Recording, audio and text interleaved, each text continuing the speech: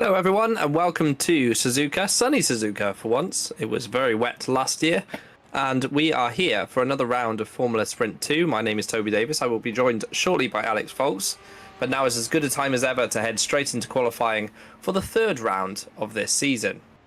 So far we have seen plenty of different race victors in Formula Sprint 2.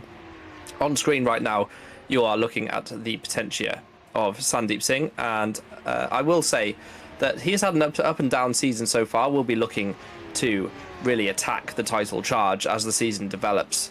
But certainly there's plenty of drivers that can win in this particular round. Sandeep was the fastest in practice, managed to be the only driver to break into the 48s, I believe, in practice. So expect qualifying to be sort of high 48s for pole, low 49s for the top five.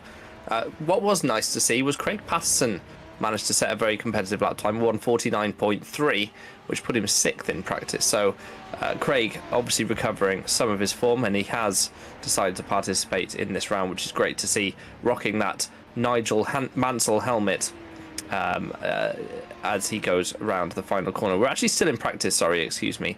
Helps to actually look at the screen, but we will be momentarily moving into the qualifying session. You can tell that because you can see more than one car on the screen. In qualifying, everything is private, so you will not see any other drivers on track except the one we're looking at. It's effectively a parallel universe. I say this every time, where you are still getting the rubber from other drivers driving around on the track, but you don't have to slipstream them. You don't have to put up with them getting in your way on your qualifying laps. So Suzuka, a very historic track. Nice to see it back once again in GPVWC. It was here, of course, last few years, but nice to see it back on the calendar and a proper racing track for the first time this season. We've, of course, visited Australia, which is a kind of street track, and I don't consider the Tilkodromes very good, to be honest. Turkey was the last time out, but this one, a proper old school historic F1 track. There's not a great deal of runoff. You've got gravel traps on the exits of corners, like here at turn 1, and it's all about making sure that you stay within the track limits and you are competitive accordingly. There is a track limits rule here that's a little bit different to normal, so we are still using the in-game track limits, which is in GPVWC 2 wheels within the white lines, except where there is a corrugated curb where you're allowed to extend onto that further than the white line. So you can you have to make sure you have 2 wheels on the corrugated curbs, but that's the only time you're able to go beyond the white lines. But in the tight right, there's like a double right-hander at the start of sector 2, and the second part of that goes under the bridge, under the flyover. That there is done with a manual system. The track limits. In-game track limit system not recognizing it correctly, so we're going to use a manual one for that. So if people do extend in that corner, they will have to be very, very careful about doing it too many times, because it can be manually reported by any driver that's involved in the session. So yeah, one to keep an eye out as we go through the weekend. So practice just coming to an end, and we're just waiting for the start of qualifying. Alex, by the way, will join us momentarily. He's currently eating pizza, so I'll ask him which pizza he had. Hopefully not one with pineapple on top, because that is sacrilege, but we will see. So we're watching the Venus Motorsports car go around the hairpin. I actually don't know which one this is. Fabian, which one's this? This is Caitlin Penny on the screen right now. Thank you. But yeah, the Degner, sorry, I should say the turn 9, the second Degner is the corner we're using manual track limits for. There we go. Nice to see the little descriptor showing us Caitlin Penny, and she is competing in Formula Sprint 2 once again. She's done quite a few seasons, and that's a little bit too much speed through the second part of Spoon. She heads onto the long back straight.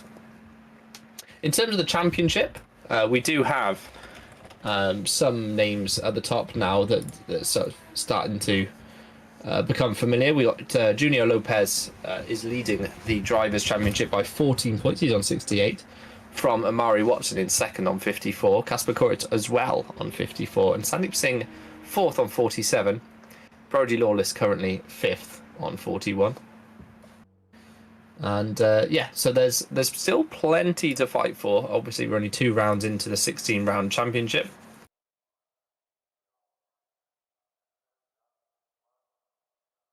But still plenty to fight for.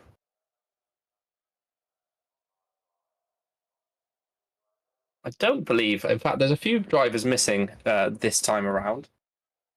One of which is actually Brody Lawless. He's not here. I do see Junior Lopez is here, so our championship leader is necessarily here. So he'll be hoping to extend as we move into qualifying. So the red light at the end of the pit lane will remain red until the 15 minutes ticks over, at which time you are able to leave the pit lane.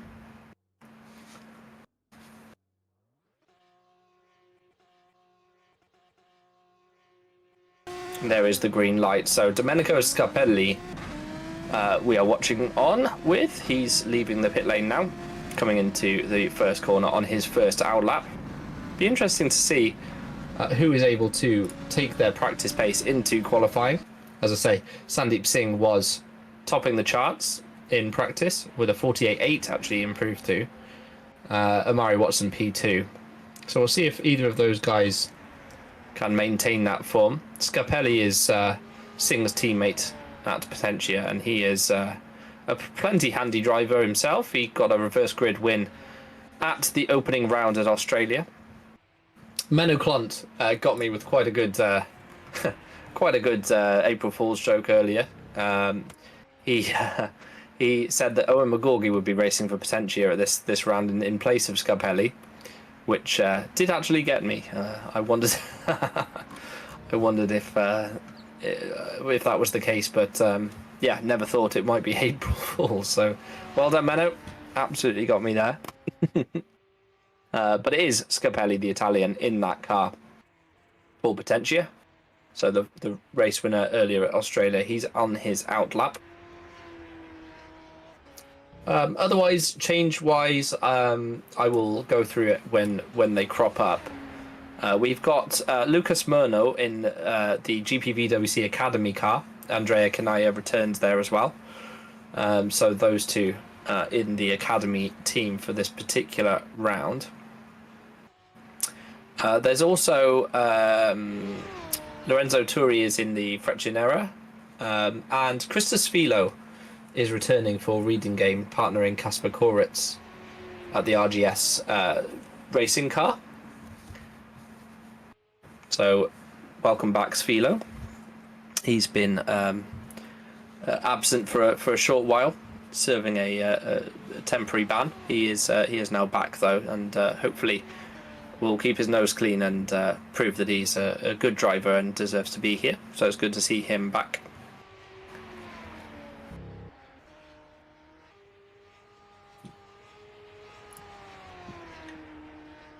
So here indeed is Philo on his first flying lap. Everyone will be setting sector splits at the same time, so I'm just keeping an eye on race view. You can go to race-view.com, navigate to the GPVWC sim racing server, and you can see the live timing just like I can. And currently through the first sector, Junior Lopez sets a 39.889, and it's matched exactly to the 1,000th by Sandeep Singh, who is has also done a 39.889 through that first sector. So both those two setting the pace currently. Michael Falkenhayn has also done a 39.9 in the first sector. Not many others actually in the 39s. Most of the grid in the 40s. The only other one is Kasper Koritz for RGS. But Lopez coming through towards 130R for the first time. Absolutely flat in these cars, and he crosses the sector split time. And actually James Knox has done a purple middle, well, everyone's doing a purple middle sector on your screen, but James Knox is currently the fastest through the middle sector, so we'll keep an eye on him as well as Junior Lopez rounds the final corner and comes towards the line for the very first time. Interesting to see if they do more than one lap. Let's see what Lopez's time is, and he jumps right to the top with a 48.8, and in fact that is faster than Singh managed in practice. Let's see what Singh can do himself. And Singh is just crossing the line now. 48.927 puts himself third provisionally. Ben Skinner missing a front wing. He'll have to box and go again. But James Knox up there in the 48s as well. So a great lap time from the Excellion Motorsport driver, James Knox. Shimon Kanda crosses the line, only a 49.5 for him, but that does put him 14th position. But yeah, the first flying lap's now complete. We've got Junior Lopez on top, and he had a very, very quick first sector. James Knox had the middle sector to his name as purple, and then Sandeep Singh had a very, very good final sector at 20.666 in that final sector. Almost half a tenth quicker than he managed in practice, so definitely more speed to come from Sandeep Singh, especially in that first sector. He was a little bit off what he can do. In the middle sector, a little bit off what he can do. Here's Van der Smissen, who was in Super League the other day. He was driving for Spark, I believe. It might have been Stax, actually. I do apologise. But he was in Super League the other day, and hoping to show that he can do it in FS2 as well. And he's coming through the spoon curve now. Very tricky corner to get right. You always want to get on the power earlier than you actually can. You think you can get on the power nice and early, use all the curb on the exit, but it is not always possible. Sometimes you do run the car a little bit wide onto the extended corrugations that are beyond it, and that can kind of toboggan your car off into the boonies. So not ideal.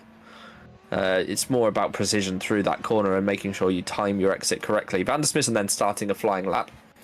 Kanda's actually continued, but set a very slow middle sector. So let's see what Van der Smissen can do. He's off sync with some of the others. So he comes through the first couple of corners. A tight entry here. That's interesting for Van der Smissen.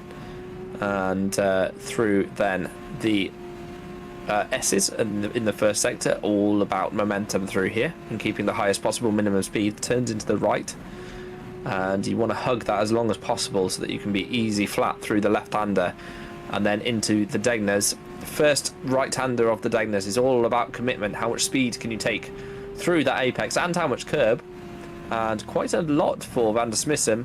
Second Degner then missed the apex slightly there, the Dutchman, and not carrying all of the speed through the exit either. And he's half a second off through that first sector, breaking down into the hairpin, then gets the apex nicely and accelerates away up the hill towards the spoon curve.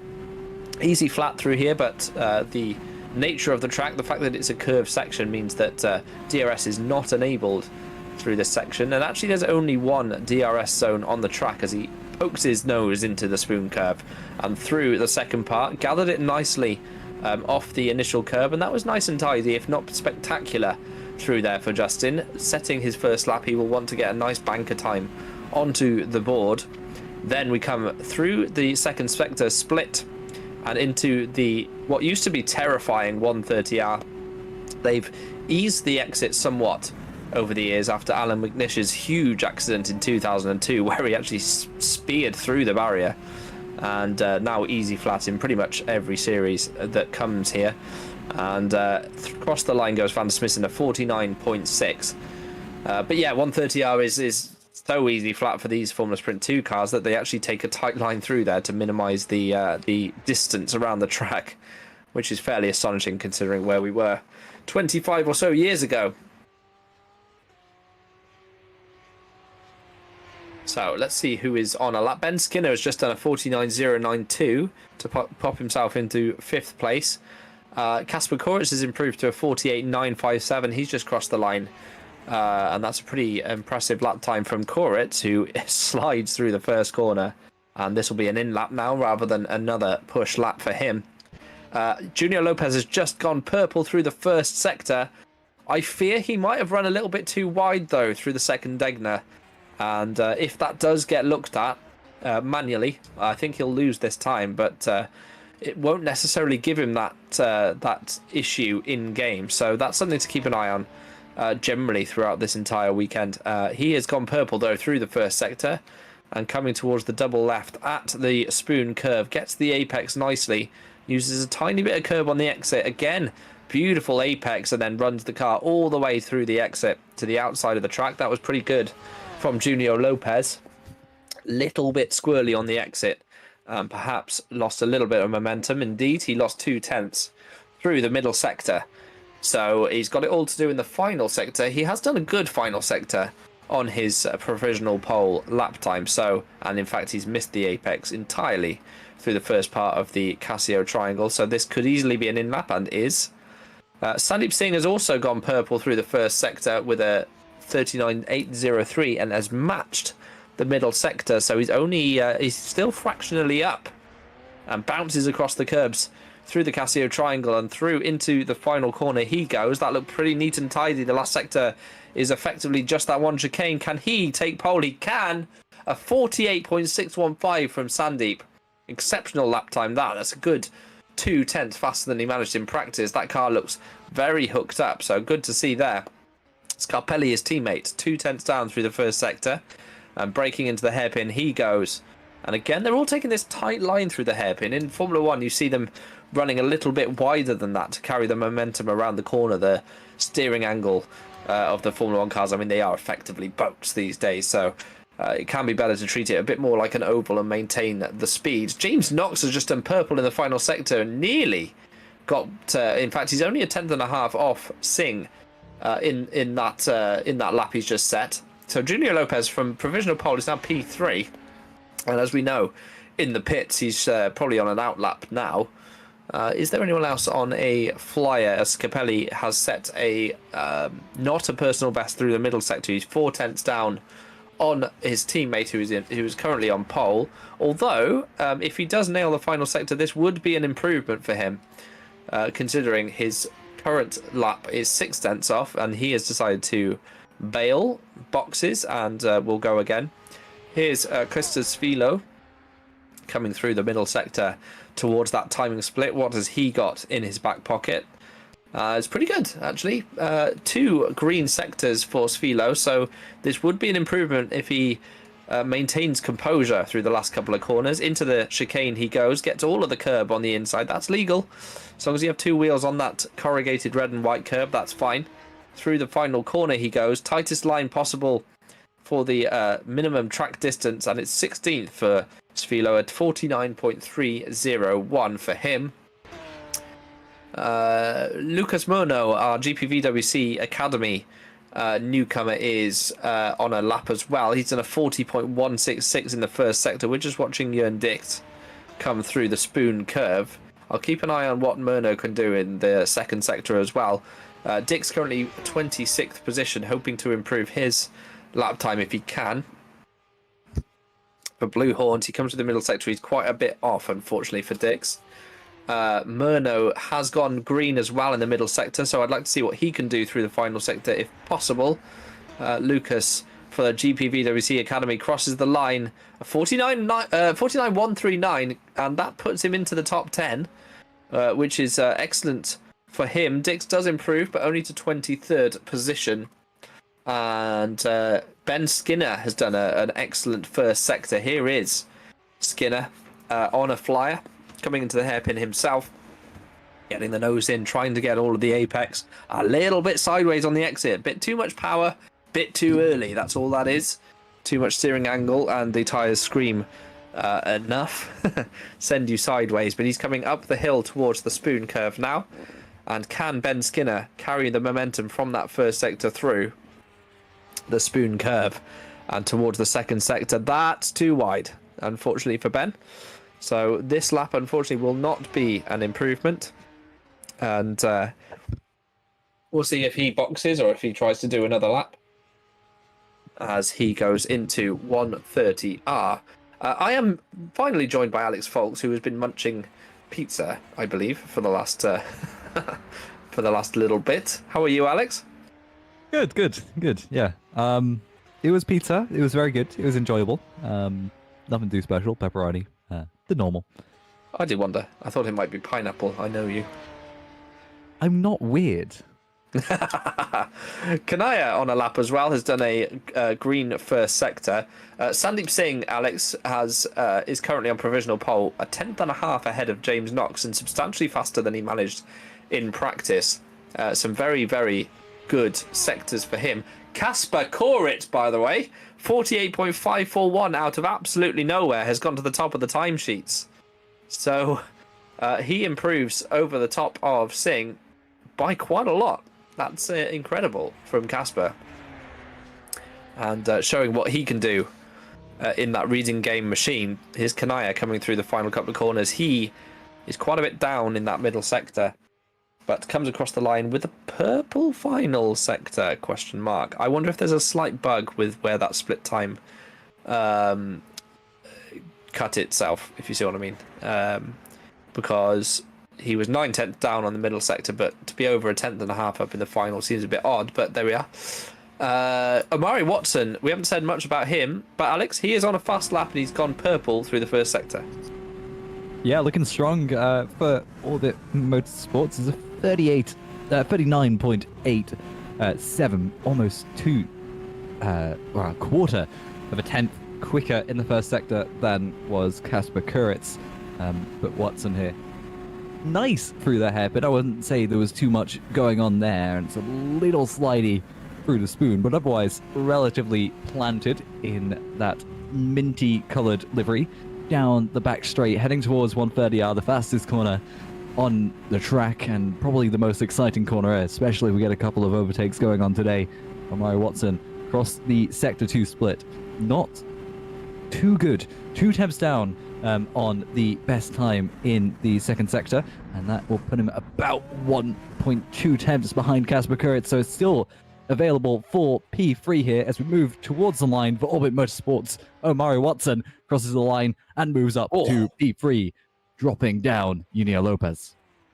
Yeah, he really hooked up that first sector for him. Sandeep Singh goes to the top of the timesheets, so he goes to a 48.4 now. So the times are really tumbling. The rubber is coming. James Knox does not improve, and he's run out of time to improve as well. But Singh throwing that car into the top position. Yeah, that was a late lap from both the front runners of Kasper Kuritz and Sandeep Singh, but Singh comes out on top. Ockenhaug is one of the last drivers to come across and finish his lap, unable to improve on his P10 position. Here's Kurt Rochav, who's 2.3 tenths behind the best sectors, and that's looking pretty good as well for Rochav. Through the final 2 corners of the Casio triangle, or 3 corners, I'm not quite sure, but across the line, Kurt Rochav moves up to P7 ahead of Domenico Scarpelli. Absolutely great lap from Rochav, puts himself firmly in that top 10. And I believe that's all she wrote. There is no one else on a lap. Everyone is across the line. So this is your grid, which is great news. Sandeep Singh on pole, 477 for him, a 48.477. Kasper Kuritz lining up alongside him on row 1. Omari Watson and Junio Lopez, our championship leader, in 3rd and 4th. James Knox 5th position with Mikhail Falkenhayn in 6th place. Kurt Rotiav in 7th place, we just saw that. Domenico Scarpelli in 8th place. And newcomer Lucas Mono in 9th for GPVWC Academy, a cracking qualifying for him. Ben Skinner rounding out the top 10 for Team RNG. 11th goes to Shimon Kanda for Orbit. Magnus Ockenhaug for Hunter Birch goes into 12th, with Yunus Karala, Damir Karatko and Craig Patterson rounding out the current points-paying positions. Then we have Mikhail Tuamala, Joe Gillette, Christus Philo returning, Thijs Jongstra and Justin Van der Smissen rounding out the top 20. Behind them, it's David the Free, with Samui Slavev in 22nd place, Andrea Kanaya in 23rd, Jörn Dix in 24th position, with Bobby Bakuanov in 25th. Stephen Lexo is in the Freccianera car, I didn't mention that earlier, but he's there in 26th place, was Johannes Lepit, 27th place, Mihajlo Vicentijevic 28th, Manu Manakandan 29th, and Charlotte Menick 30th. And finally, we have Caitlin Penny 31st, and Florian Haase in 32nd position for Blue Horns. Just a little bit of clearing up to do. I did mention there's only one DRS zone on this track, which is absolutely fine to mention, except Formula Sprint 2 does not have DRS. So that's something to be mindful of. Of course, Formula Sprint 1 neither has DRS. That has pushed to pass system this season. But it is relevant for the Super Lights and Super League championships that we will see next week. But tonight we're at Suzuka for Formula Sprint 2, and I'm really happy that you joined us, Alex. Thank you for coming and commentating despite getting home late. I understand how these things are. Yeah. Quick rundown of qualifying. I can't really give one. Can you give one, Toby? There was a qualifying session, and we just watched it. So there you go. Yep. Cars went around the track, set a time, and they're in order now. Same thing we do every fortnight, really, isn't it? You know. We do say this exact same joke every time, but it does not get old. It really doesn't. Well, it probably does for everyone else. But I'm having a nice time, and that ultimately is all that matters. Yes. I'm having fun. Yeah. Right, subject of tonight's podcast warm-up session. I'd like to know, considering you ate pizza tonight, Alex, what your pizza toppings of choice are and why it's not mushroom. Mushrooms, they have a horrible texture, genuinely. When they're on their own and not mixed into something, they just I don't get how people could eat mushrooms on their own. I'd argue a pizza is it mixed into something and not on its own. It depends, because if you have like a super thin pizza where the base is super crunchy, then it's just not great. But if it's a thick pizza, then yeah, I'd say that's tolerable, like a deep dish. Yeah. Oh yeah. Yeah. Oh, that's another question. Are we thin crust, Italian crust, or are we deep pan? I just go for normal crust, and I think if someone says stuffed crust, I think they're wrong. I just think they're wrong. Heresy. Really? Yeah. Are you a Domino's man? Is this a Domino's you had? Because it's 2 for Tuesdays. No. I cooked it at home. I fair. I don't think stuffed crust is the play when it comes to pizzas now. I think it is on a Domino's, with a bit of garlic and herb dip. I'm not sponsored by Domino's, but they do banging pizzas. And I feel like a stuffed crust with a garlic and herb dip, especially if you've got I do like a half and half vegetarian, half and half mighty meaty on my Domino's. So you get like every topping available, and they just give up trying to separate them. In every Domino's I've ever had, you end up with like the whole thing is just toppings. I think it's good to get stuff for free in life, So I try and get as many toppings on there as I can. Ultimately, when you do a half and half with them, it doesn't cost you any more really than if you spec'd it yourself. And of course, on Tuesdays you get 2 for 1. There's actually a place around the corner from mine called Sam's Grill House, which does 2 pizzas for the price of 1 on Mondays and Wednesdays. And given unlimited money, I would have pizza Monday, Tuesday, and Wednesday. Given unlimited money, yeah. I mean, yeah. I couldn't have pizza 3 days in a row. It's too big of a food, Yeah, it's dense. There's a lot going on. I could do 3 Italian nights in a row, like have a pizza and then pasta and then something else. Like, I don't know. I guess lasagna is still pasta, but I could definitely do that in a row. That would be... It's still carbs. I mean, it's still endless carbs for like days. Obviously. But I feel like the thing with Sam's Grill House, right, is that they do 2 pizzas for the price of 1, but their price of 1 is £10 for a 10-inch. So like you just can't go wrong. Yeah, I know. Do you know what I mean? So and the 12-inch is £12, which is a huge pizza for £12. So you're effectively getting 24 inches of pizza for £12. So, which in European money is only about 15 euros. Like, so, do you know what I mean? So you can't really go wrong with a 2 for 1 deal on a pizza. if you're just buying a pizza for yourself, what size do you go to? What's your default? 10. Just pick the biggest. 10. Nah, 10. Yeah. The only reason I do a 12 is to make sure I had some for like the next day. Although the fact that I'm a glutton means that probably it would disappear that evening. Like, so, it's incredible. I'm not. It's incredible. I'm not, morbidly obese at this point in my life, to be fair. The amount of pizzas I've gone through. Is this a commercial for Domino's? No, it's not. No, Asterix. I'm really hungry. But Tash is Tash, my partner. She's away this evening. She'll be back a little bit later on, so I have to fend for myself on the food front. You know. Oh, yes, I know. She did make flapjacks earlier though for me and my work colleagues, which was nice. I do have to say, if I'm ordering a pizza, I cannot let it go cold. Even reheating pizza just doesn't sit right with me. I don't know why. No, you have to do it a different way. Like, you can't just lob it in the microwave and hope for the best, though. It's better to just... you can, like, oven grill them again on, like, a plate. That works. Oven, like, grill? Yeah. So if you oven cook them, then it's not... But if you grill them, it re-crisps it, you know? You can I have never... Alright, I'll have to try this. 100% try it. Just on a plate. Like, not on the rack. On a plate, so it's warms the plate, and then you have to like get the pizza off the plate and not burn your little fingies, because it can be extremely hot doing that. Okay. As I have found out to my own peril. I have a feeling I would break the plate just by putting it in there. Well, apparently it's not. We should be. Wouldn't it be culturally appropriate to talk about sushi instead? I'm not a sushi guy. There's a Yo Sushi in Cardiff that I tried it and I'm not a fan. What about you? I don't eat fish. I'm not. Yeah, a fish enjoyer. I get you.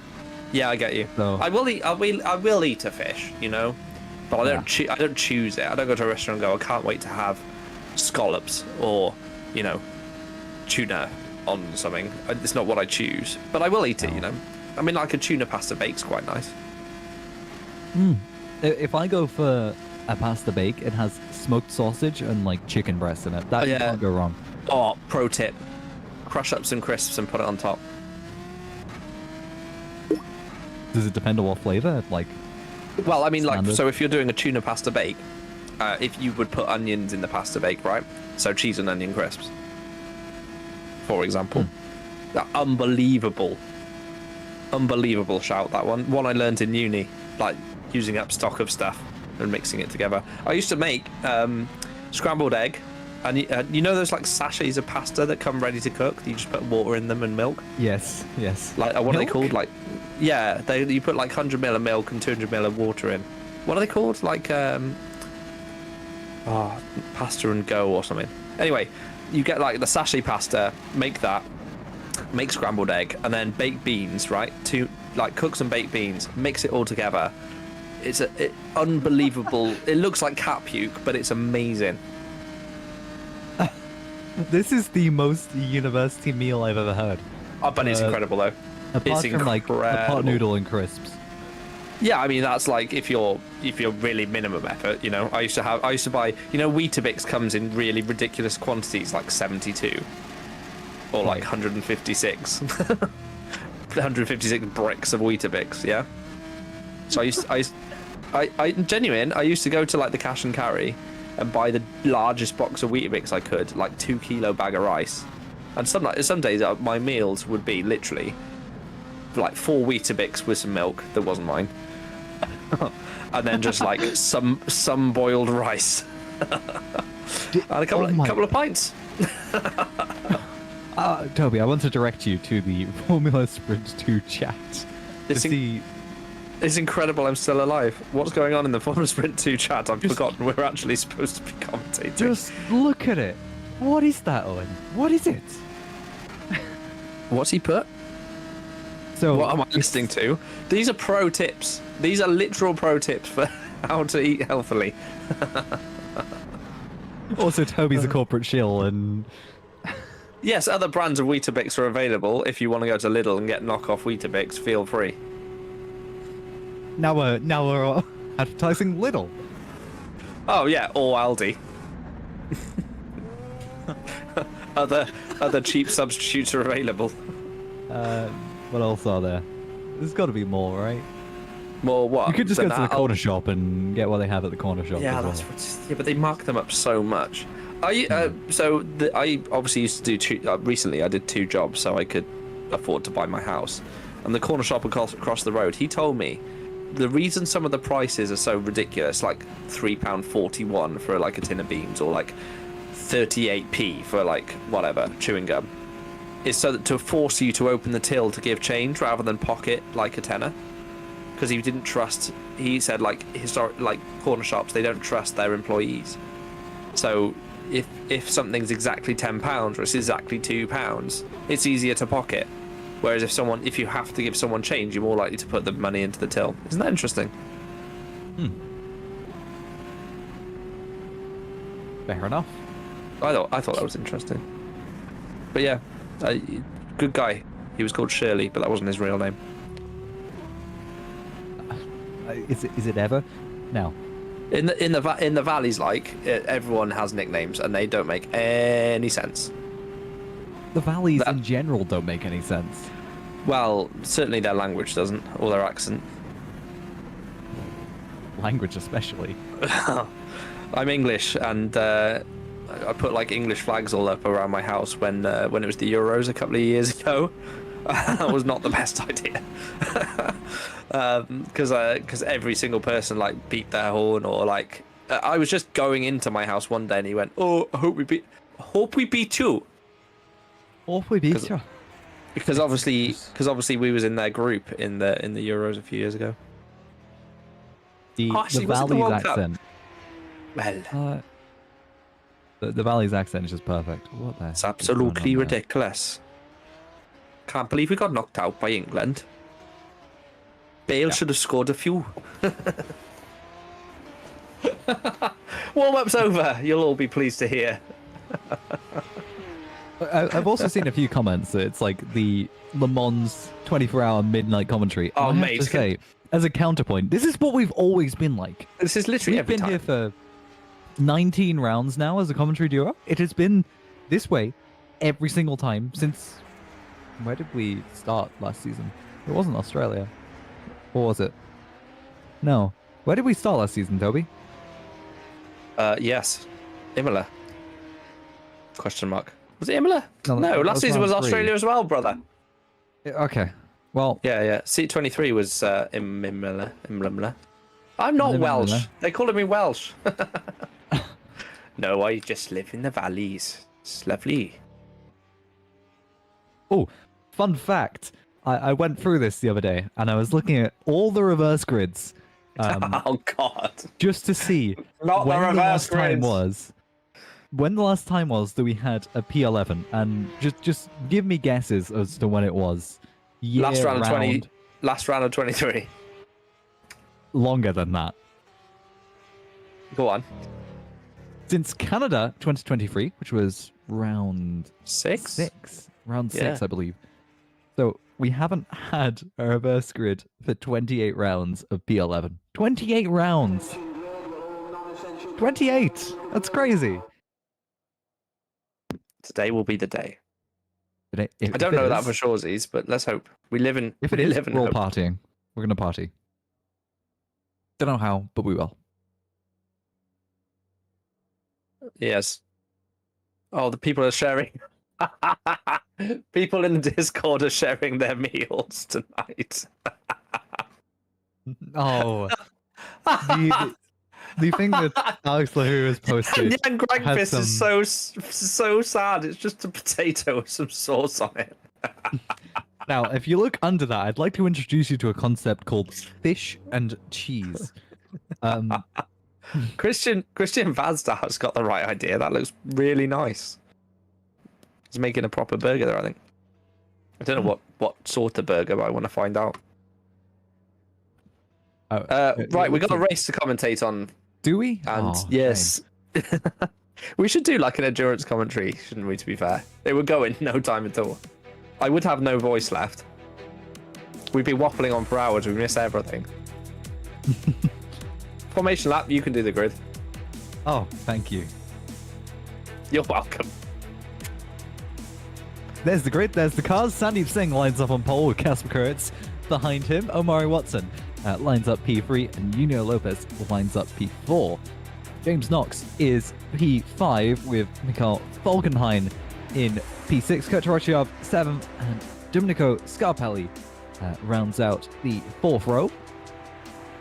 Lucas Murno, the first of the Academy cars, lines up P9 with Ben Skinner in P10, with Simon Kanda and Magnus Ogenhaug on the 6th row. Eunice Corolla P13 with Dami Karatko P14. Craig Patterson starts 15th with Mikael Tuamala in P16. Joe Gillette in P17 with Christos Filo behind him in P18. Thijs Youngstra and David De Vries line up on the 10th row. Samuel Slovev is P21 with Andrea Shinaria in P22. Jörn Dix P23 and Bobby Vakanov is P24. Justin van der Smissen is 25th with Stephen Lexo in 26th behind him. Johannes Lepit and Manamanakandan 27th and 28th respectively. Caitlin Penny 29th with Florian Haase, Charlotte Menink and Mihajlo Zantjevic rounding out the grid.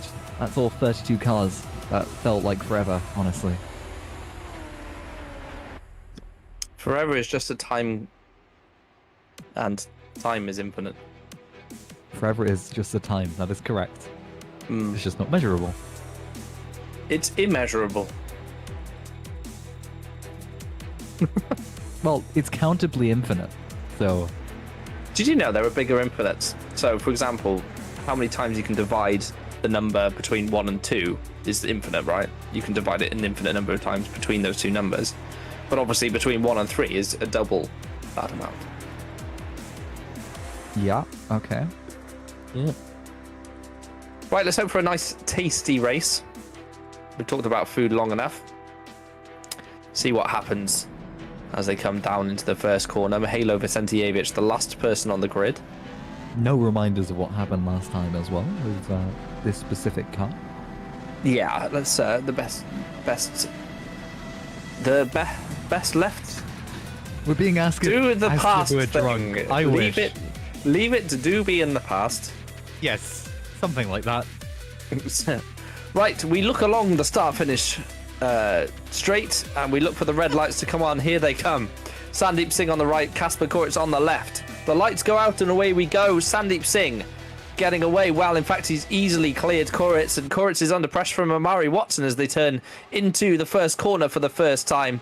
And Watson does indeed get through into P2. Junior Lopez, championship leader, settling into 4th place. The Excellion Motorsports cars directly behind him, but they fly into the S's now for the first time. And there's already a yellow flag in that first sector. There's wheels bouncing around all over the place. One of the Venus Motorsports cars coming across the track there, and that's Caitlin Penny, who I think was coming across the track. But Karatko is out. Vakuanov also a victim. Kanaya is out. And plenty of casualties in that first corner. Johannes Lepit as well, missing a front wing. So there was some interesting goings on further back in the pack. But as we look forwards then, and Junior Lopez is under pressure here from James Knox, who's trying to go around the outside into the hairpin. And Lopez is got to be a bit careful that he doesn't lose touch with those 3 cars in front of him. But it's Amari Watson who takes the position from Koritz, but Singh getting away well. Yeah, Knox pressuring Lopez through the spoon curve. Tried to go around the outside at the hairpin. I wouldn't say that's the best of ideas at a tight corner like that, unless you're going for the better exit, as Murno, the Academy car, is falling down.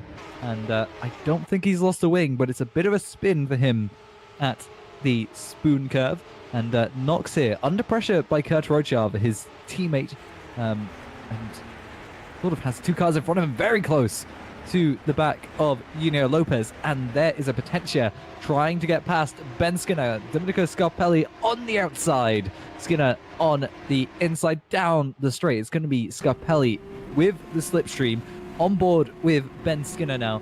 And he just doesn't have the speed to try and keep up with Scarpelli. Ockenhau tries to the inside of Ben Skinner into turn 2. Later on the break, someone's wide. It's Lopez.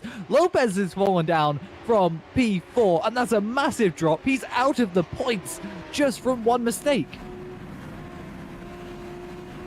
Yeah, and that's how easy it is to do in Formula Sprint 2. And Junior Lopez was leading the championship. He may not be after this if he sits there in 16th place. But as you say, it's so easy to do at turn 1. It's like a curved braking zone and all the rest of it. And Lopez, as a result, now down outside of the points. He will not want to be there if he can help it.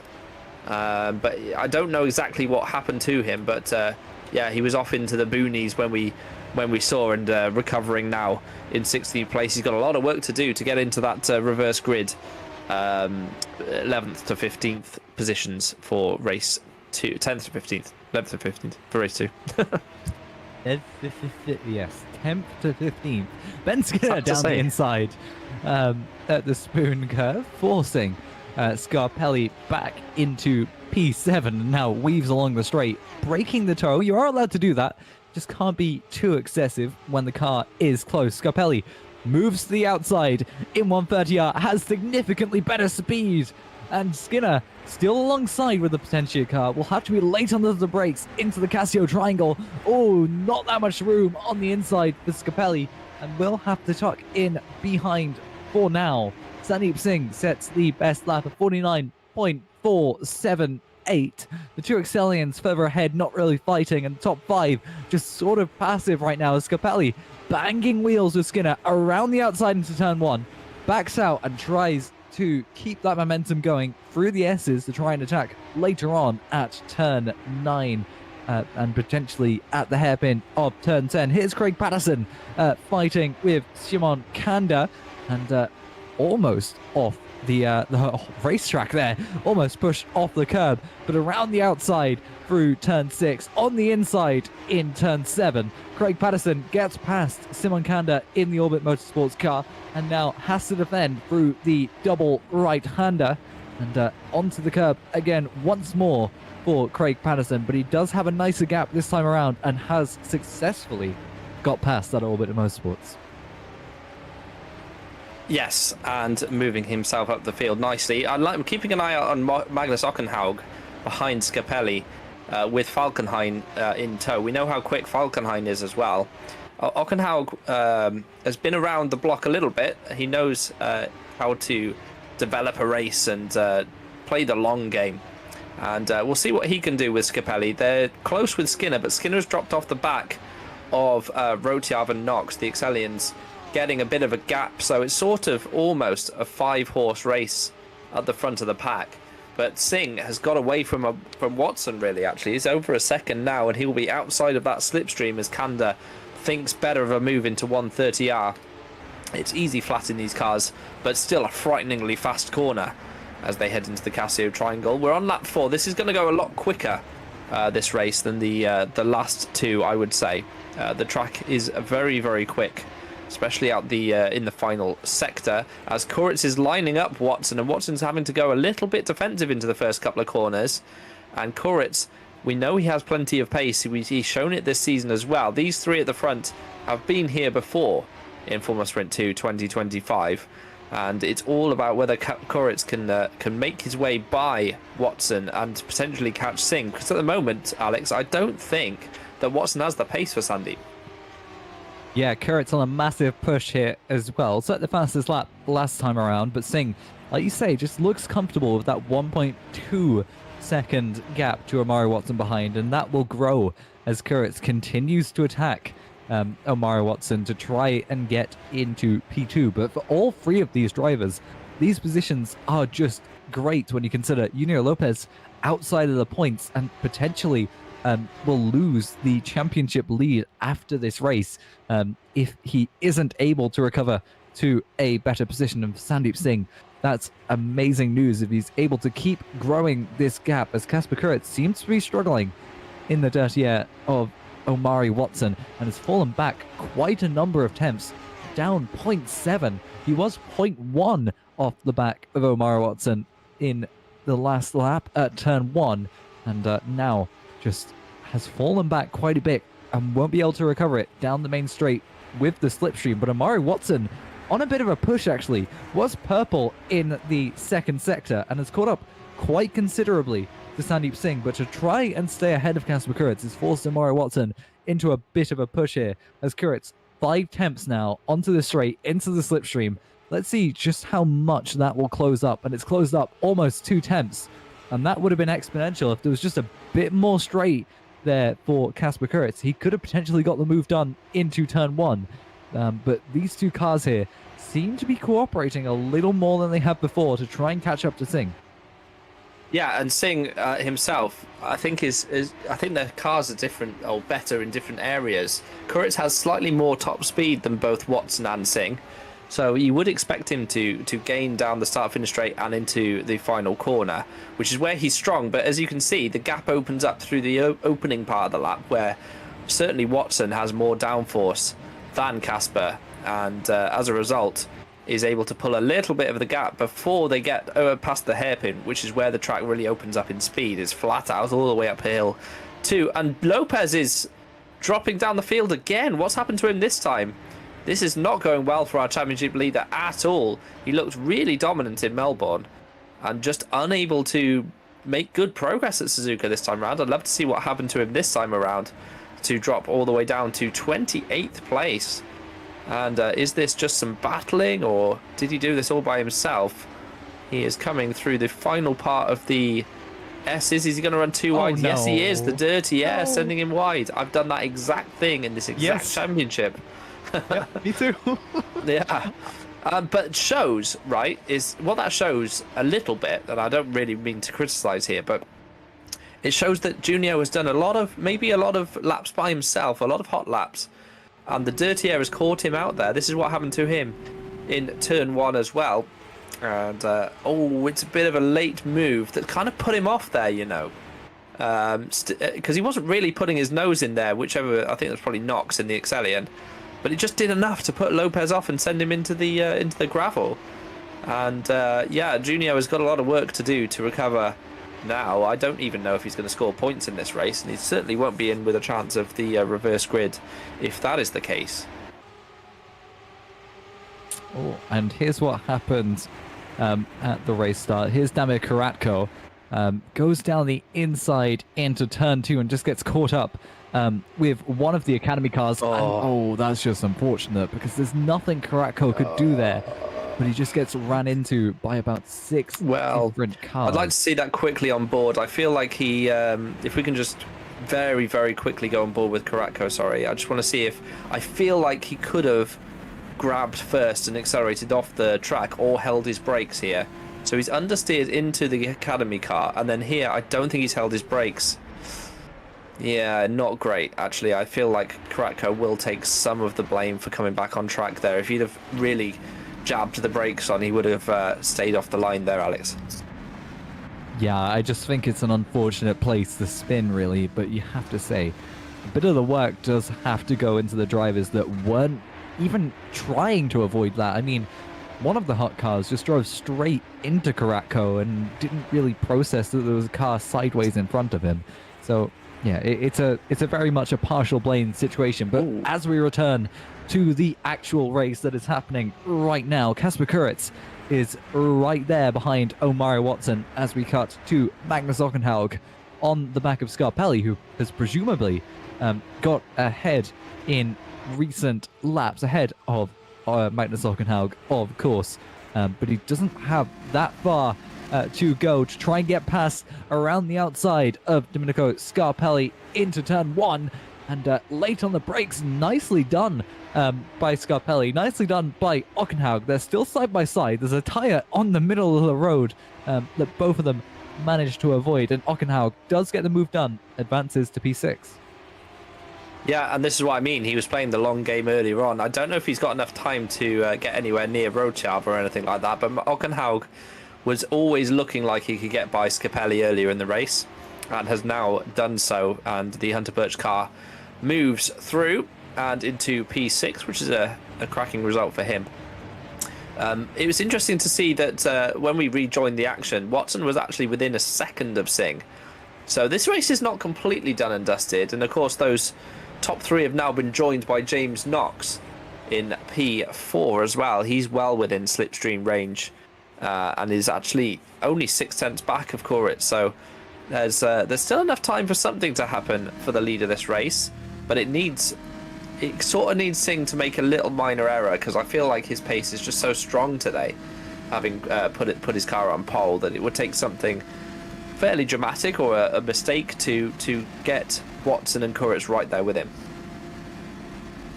Yeah, and Knox here putting the pressure on to Kuritz now, getting quite close, and we'll have a decent amount of slipstream down the straight here. James Knox, I think, has been saving a little bit of this pace up until this point, trying to catch out the leading cars and trying to force them into pushing a little bit harder, trying to force them potentially into making some mistakes. And this is a perfect timing for Knox now to get back into the race with 5 laps to go. There's a yellow in sector 3, and I think that's Murno. Yes, the Murno Academy car does retire from this race, and that's both Academy cars out as well, and that's just not a great result for the Academy team, or rather the Academy drivers, as they can't really do much as a team. But here's James Knox, still on the back of Kasper Kuritz, but has fallen back a little bit moderately from Kasper Kuritz, as Kuritz has pushed on to try and latch onto the slipstream of the Orbit Motorsports of Omari Watson, who's been keeping a relatively constant gap now to Sandeep Singh. So Singh, I think, only pushing as much as he needs to, and in fact was able to gain a bit of space between himself and Omari Watson in the first sector, and about a 10.5 on the last lap. Yeah, absolutely. Watson is now dropping further and further away from Sandeep as the laps go through.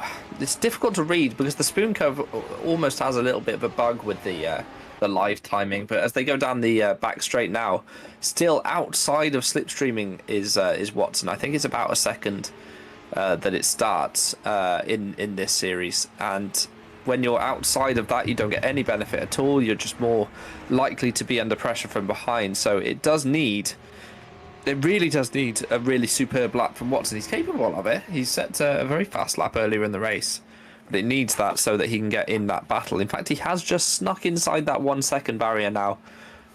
So needs a good first sector. I feel like Knox is more likely to get Kuritz by the end of the race, though. Yeah, Knox looking quite racy here, and is only 3 tenths down, really, on Kasper Kuritz, and is setting 2 tenths... sorry, no, correction. He wasn't faster than Kuritz on the previous lap, but was matching Omari Watson. So that means that this pair of Kasper Kuritz and James Knox is slowly catching up to the P2 runner. But James Knox here, I think, just minding his time just a little bit, trying to hold off of his attack, I should say, from Kasper Kuritz, trying to just leave it a little bit later in the race to try and potentially catapult himself up into the higher podium positions as well, if Kasper Kuritz wishes to get involved with Omari Watson, which is looking quite likely now as the gap continues to decrease between the Reading Game and Orbit Motorsports car, down to 6 tenths, as James Knox falls a little off the back of Kasper Kuritz, but through the spoon curve, that'll give us a really, really good sort of slingshot now to try and gauge just how close James Knox is to Kasper Kuritz, and just how close Omari Watson and Kasper Kuritz are as well. And it looks about the same, so Kuritz here in a perfect sandwich of an Orbit Motorsports and an Excellion. One thing I like about Suzuka and GPVWC is the camera angles. The track cams are really, really cool. There's a whole bunch of different ones. We get them on each lap. We get a different view of the battle, and you can see where the cars are strong and weak, and as they fly through the final corner on this particular lap, the angle changes once again. It's great stuff. But yeah, as you say, Knox is there or thereabouts. He's still, I mean, there's 3 laps to go after this. Plenty of time for... Oh, as Kuritz looked like he was just a little bit wise through turn 1, gathered it up, didn't lose too much time. I'm looking at the Skinner-Scapelli battle. They're very, very close on track. Just 4 tenths separates those two for P7. And Scapelli, who was overtaken earlier on by Ockenhaug. Skinner obviously has made his way by as well. But can he regain that position back from Ben Skinner? Yeah, it's certainly possible for Scapelli in that potential to catch up to Ben Skinner in P7, but Ockenhaug further ahead, who got past Capelli just a few laps ago. That's a nice gap between himself and Skinner, 1.8 seconds.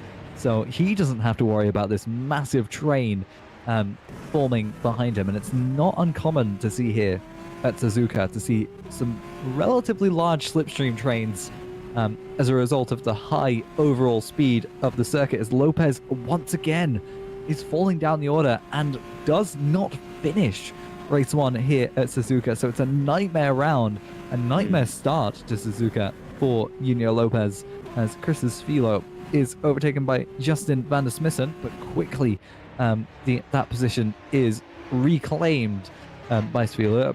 Presumably a mistake from van der Smissen going deep into the spoon curve, because looking at this exit, it just doesn't seem like there was that much of a close battle before. But as we approach 130R, van der Smissen moves to the outside and with a lot more speed than Chris's Philo gets the move done this time around, and late on the brakes is Joe Gillette up the inside of Philo and is hardly given that much space, but will have the slipstream now going onto the main straight, going towards turn 1 as we look ahead, and Kasper Kuritz is under pressure from James Knox as we look back to the other reading game car, who is now again under pressure from Joe Gillette. Gillette on the inside. Ooh, late on the brakes into turn 2. And there's a bit of banging wheels, but they're side by side now through the S's. Both of them will be affected by van der Smissen. Svilo holds on by a slight bit, but runs wide, runs to the limit of his grip, and is struggling to stay ahead of Joe Gillette, as Joe Gillette will have a nice little exit heading towards Lesmos. Not the Lesmos, that's Degners.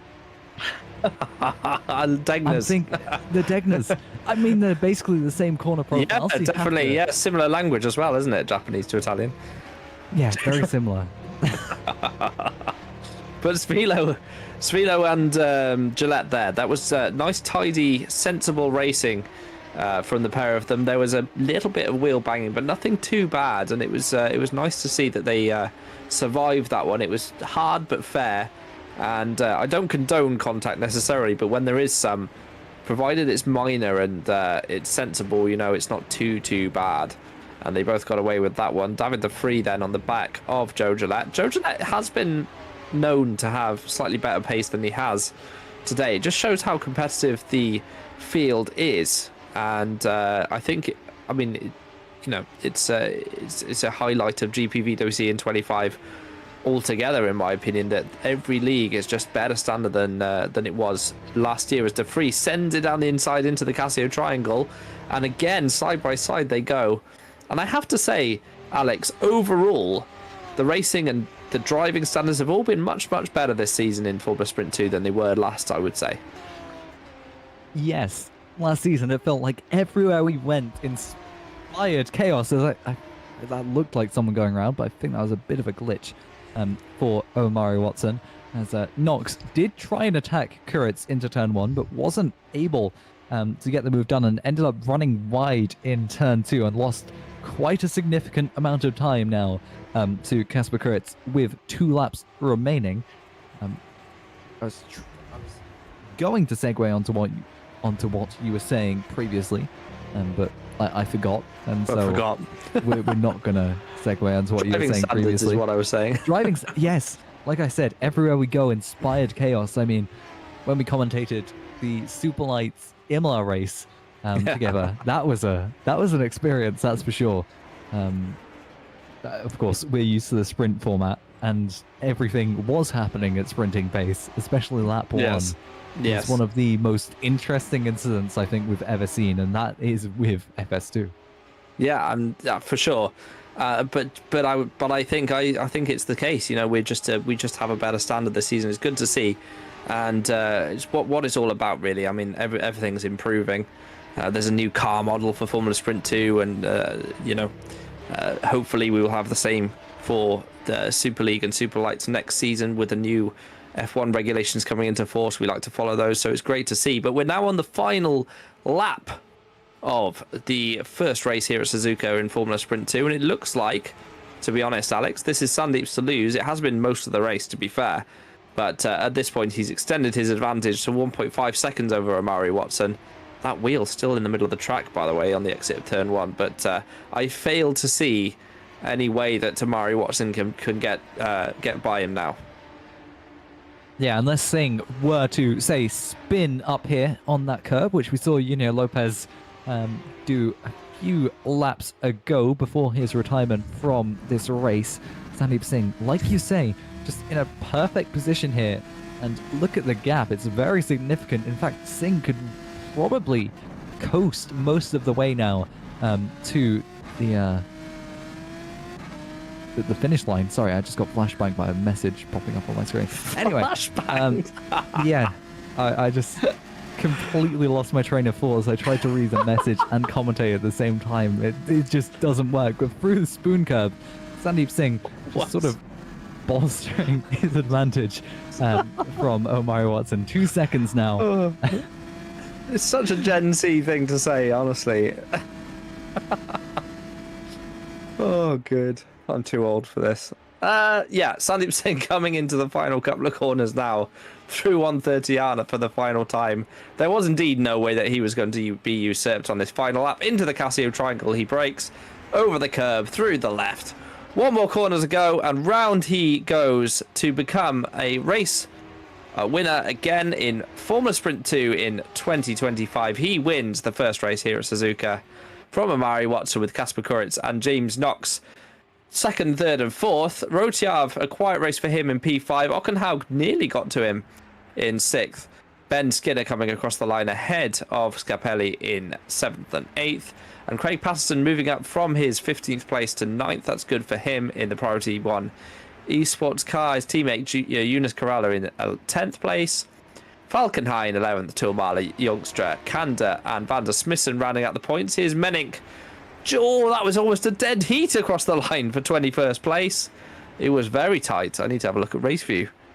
Oh, wow. Just 15 thousandths between her and Samui Slavev. Slavev just taking it on the line for Mapes Foe. But yeah, a classic lights to flag victory for Sandeep Singh in the first race, Alex.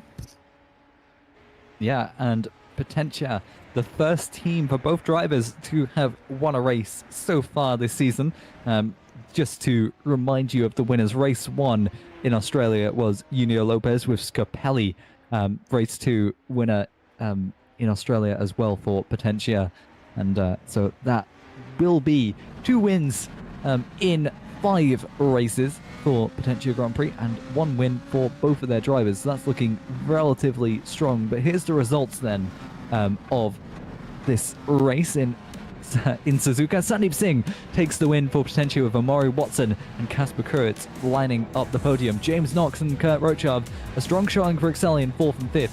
Magnus Ockenhaug 6th with Ben Skinner lining up P7. Domenico Scarpelli, the other Potentia, P8, and Craig Patterson and Eunice Corrala, the 2 Priority 1s, 9th and 10th respectively. 11th then is Michael Falkenhayn for Mapes Bow with Mikael Tuamala, Thijs Jongstra, Simon Kanda, and Justin Van Smissen rounding out the points-paying positions.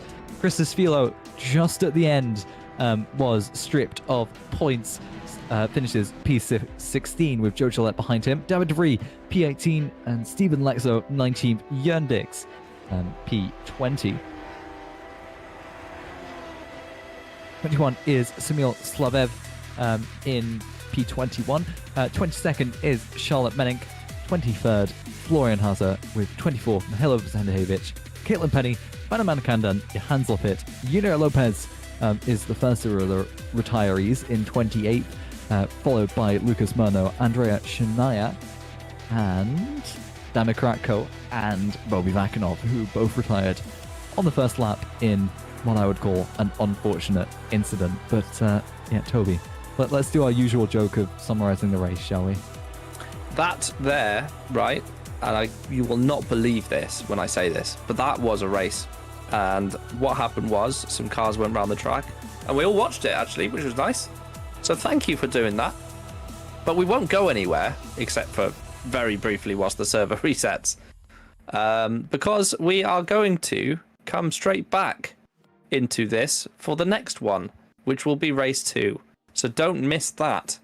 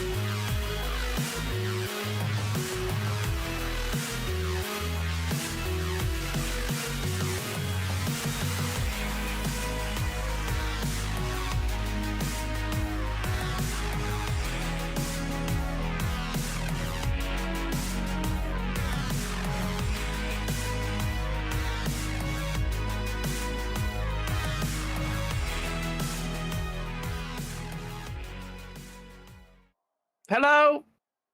Konnichiwa! Welcome back. We are at Suzuka still.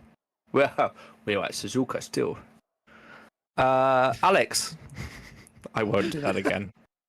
Please don't. I will. I will personally request that you are removed. just forever from GPVWC. Listen. Right. Okay, serious hats on. What is the warm-up topic of choice? Well, we had food, but I think that gets a bit stale. No pun intended. Yeah, we were picking at crumbs right at the end of that, weren't we? Trying to get through, like. Jesus. Jesus! Oh my gosh! Oh, good. What's the? Yeah, you don't answer my question. You just said what we're not talking about. I genuinely, I cannot think. I don't You think. can't think, ever. or you don't want cannot. to. You cannot. You've Yes. stopped thinking. The answer is I'll be yes. honest with you, Alex. I had an inkling that might be the case. I don't. You just I don't stopped think. thinking. Yeah. I thought that just explains a lot. Explains a lot. We're just here as passengers for this race. We aren't really commentating. I think everyone else over is it. here as passengers. We're the ones driving the bus, and it is not going somewhere sensible. I can tell you that for free. Yeah, this bus. It's been on It's the gone. cliff edge for a while. A weird piston knock and. Yeah, weird piston knock, exactly right. Yeah. Yeah, the doors are just permanently open. Two Yes. punches. And we got one tire that we just don't actually have on. It's just an exposed rotor. All aboard the nonsense bus! Yeah. The fact that we have people here watching this is just fascinating to me. I mean, there's quite a lot as well, you know. There's generally speaking, we get pretty decent views. Did we have like over 1,000 views for the? I think we did over 1,000 views for the first round. Which I mean, I know 984 of them were you, so that you could clip it of Discord, but still. I never ever do that. That's literal lies. You've literally just lied to me. That is not true. What irritates me greatly, by the way, is that it tells you exactly how many views you have right up to 1,000. And it just goes, yeah, you got 1,000 on YouTube. It goes, so the Super League Australian Grand Prix had 986 views. The FS2 round had 1,000. I mean, it could be 1,001, it could be 1,200. I just don't know. Well, to answer your question, the answer is, let me see. It is 1,083. How do you see that? Oh, do you have to go on the video? That makes sense. You have to go on the video. Yeah. That makes sense. Wait, yeah, that makes sense. I wish I thought of that. It does make sense, yeah. That's still a decent, hefty chunk of peeps Jeez. coming in to join us. You'll never believe what the reverse grid number is, everyone. Here we go. It is P13. Thijs Youngstra on pole, therefore. Yes, that is correct. Will you be sad if it doesn't happen this season? There's no 11th. I will be surprised. You'll be surprised. Really? I would find it funny. I would find it funny if we are able to get through the entire season without it being P11.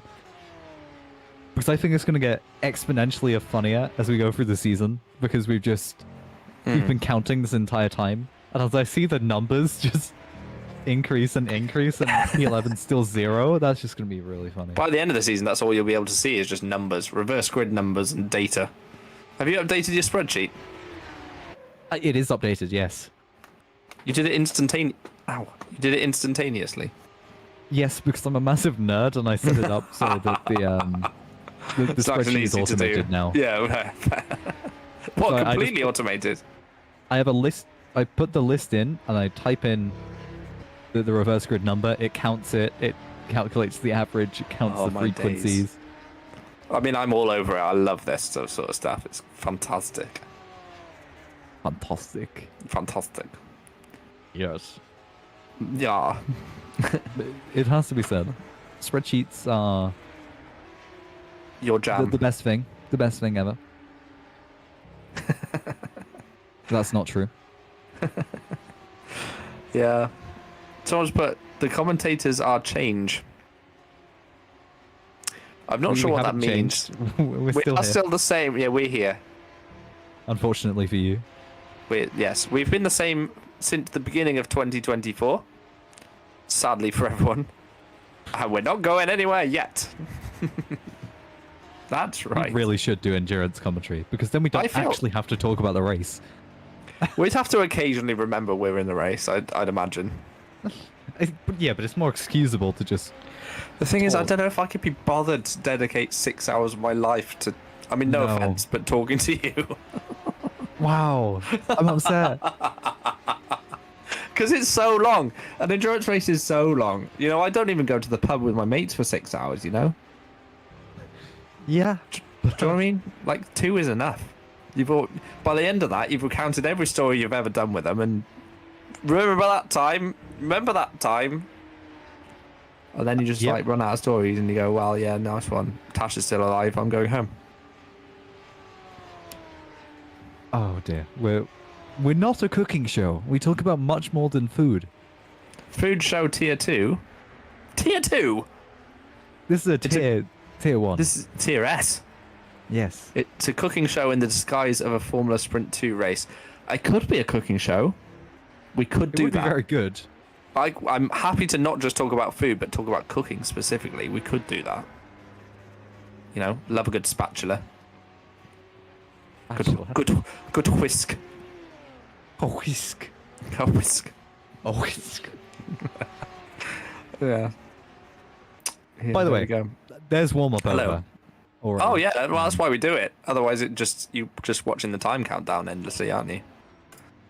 That'd be boring. You know, who wants to hear about the racing? No one cares about the racing. They're always here for the recipes that we have. And Edge just invited us to a 24-hour of Le Mans commentary. I'm in. I'm all over that. We should do it, Alex. Yeah, sure. As long as it doesn't happen on the same weekend as the actual Le Mans, because I want to watch that. last year, by the way, and Tash has been to more Grand Prix than me, right? But last year, we watched the whole Le Mans race, like the whole thing. We set up like a laptop in the bedroom and everything, and she really enjoyed it, which is nice. One day we shall go, I think. Go there. I would say that's on a bucket list as well. Yeah. Oh, do it. I did it in 2007. I went there with my dad, and we drove there all the way down. And we went in so he had like a few mates from work, and they all had ridiculous silly cars, like a Caterham and stuff that just doesn't last or survive or anything like that, We went down in an Ultima, and we had 0 luggage room, so one of the poor people at work drew a short straw and had to be like the carrying vehicle for all our like tents and luggage. And he was like in this huge Dodge Ram thing that was full of all of our luggage. It was great. One of the guys was he got caught speeding, and he had his car impounded by French police. And then he turned up late to the race without his car. And then he got food poisoning from the sausages that we made on the barbecue because he was late. So they would all gone cold, and he got food poisoning. And he left early without his car. And he had such a terrible time. Is the warm-up still going? Yeah. Sorry, was that not fun? There we go. Oh! There we go. Teleportation into the next universe means that we're into race. Yes. And it's sunny now. It isn't overcast. Oh, that quickly changed. Just like real life.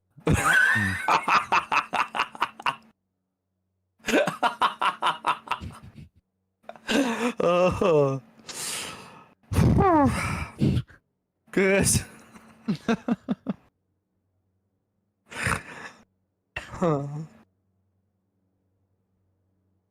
Oh my god.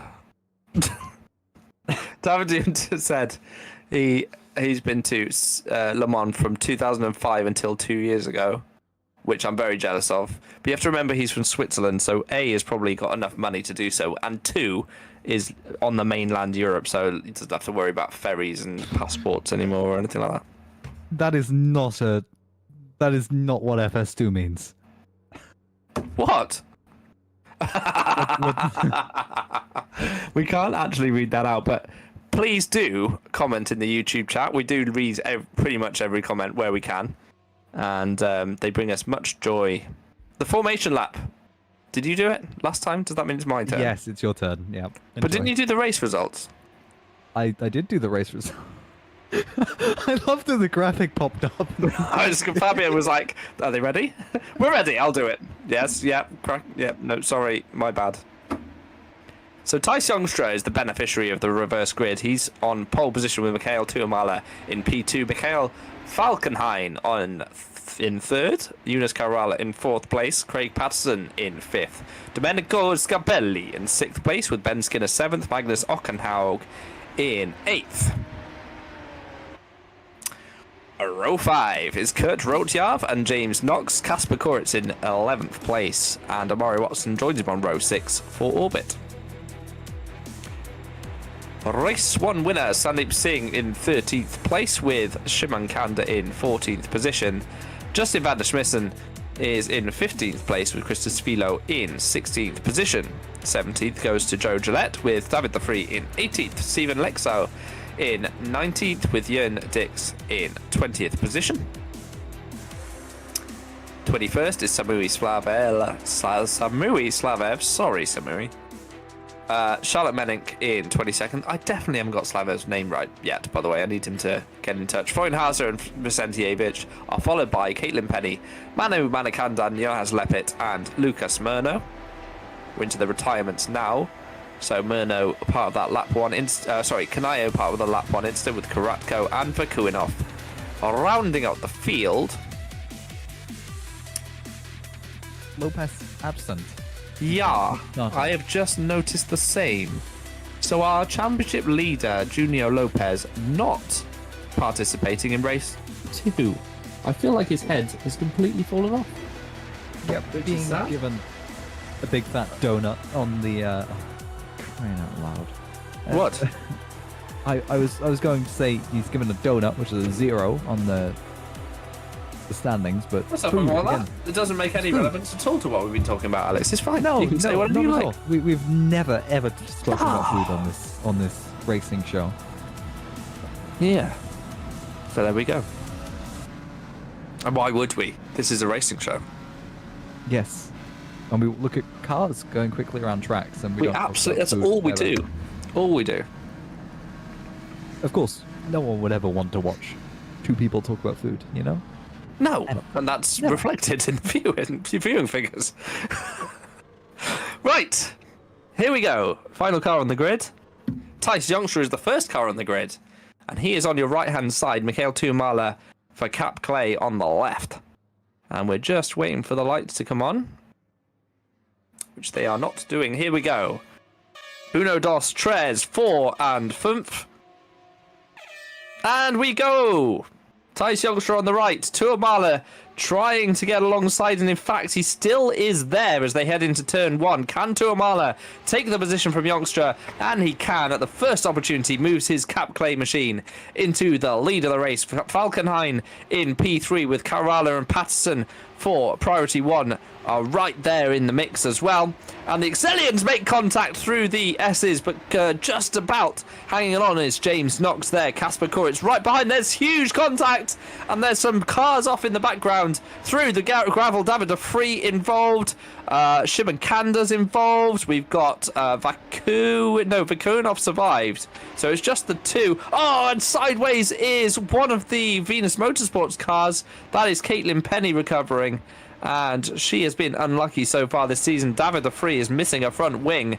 So instantly chaos once again in race 2. I'm sorry, Toby, what was it that you were saying about driving standards in race 1 and how clean the race was? Do you still back that up? I don't think you did. It's not half Anyway. the grid. I think it's only a couple. Skinner down the inside no. into Spoon, Alex.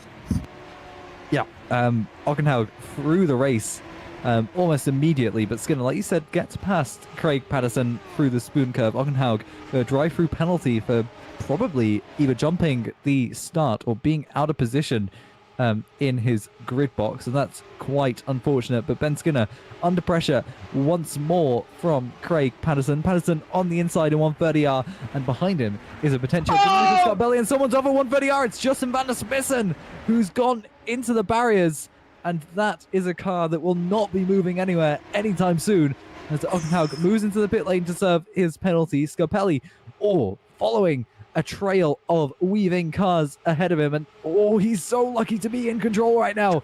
Almost pressed into the barriers as he tries to the inside of Craig Patterson, and it's relatively clean this time around through turn 2.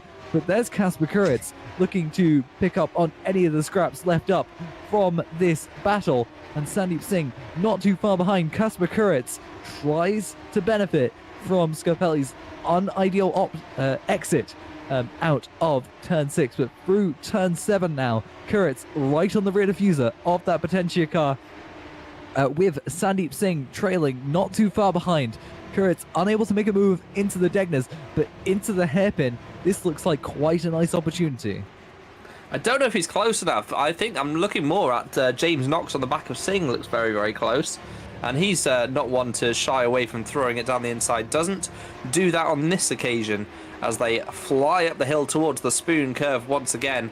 But Tice Youngster, by the way, is back in front of Tuamala at the front of the field, with Falkenhayn close behind for company. And as we can see from this battle, it's once again, it's not so easy to make your way through the pack. It's not that easy to pass in this series. It's all about making those moves and capitalizing on opportunities where you can. But Tuamala now all over the back of Youngster as they head towards the Casio Triangle. James Knox here coming through the 130R. This leading battle, though, I think this will rage on for the rest of the race.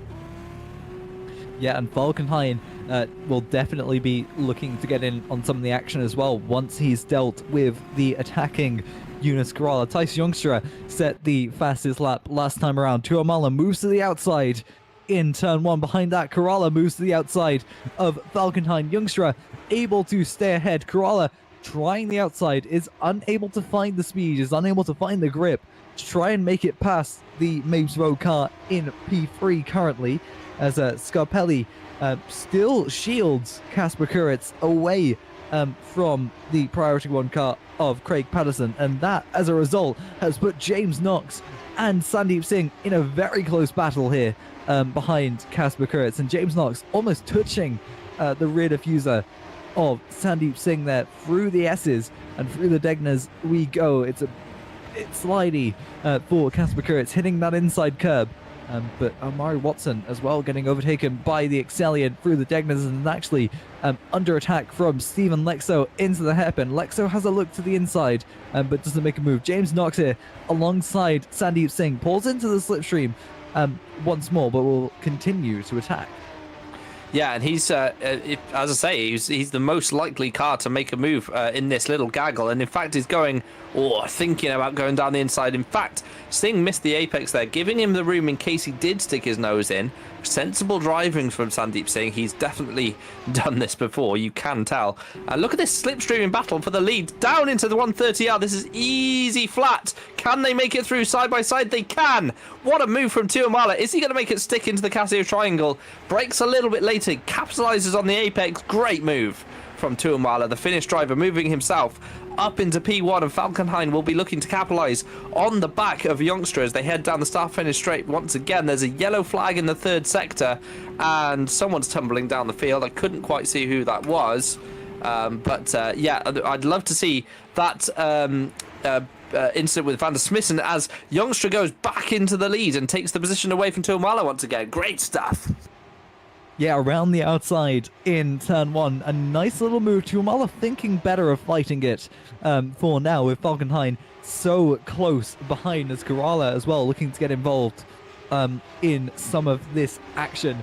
But speaking of Cap Clay, Junior Lopez isn't out of the race as a result of anything mental. It's that his hardware has failed. His pedals seem to have failed. So that is what potentially caused some of the mistakes, especially into turn 1 that we saw in race 1. But it's those kind of, I want to say, failures that are the most frustrating in sim racing, especially when you can't really control it.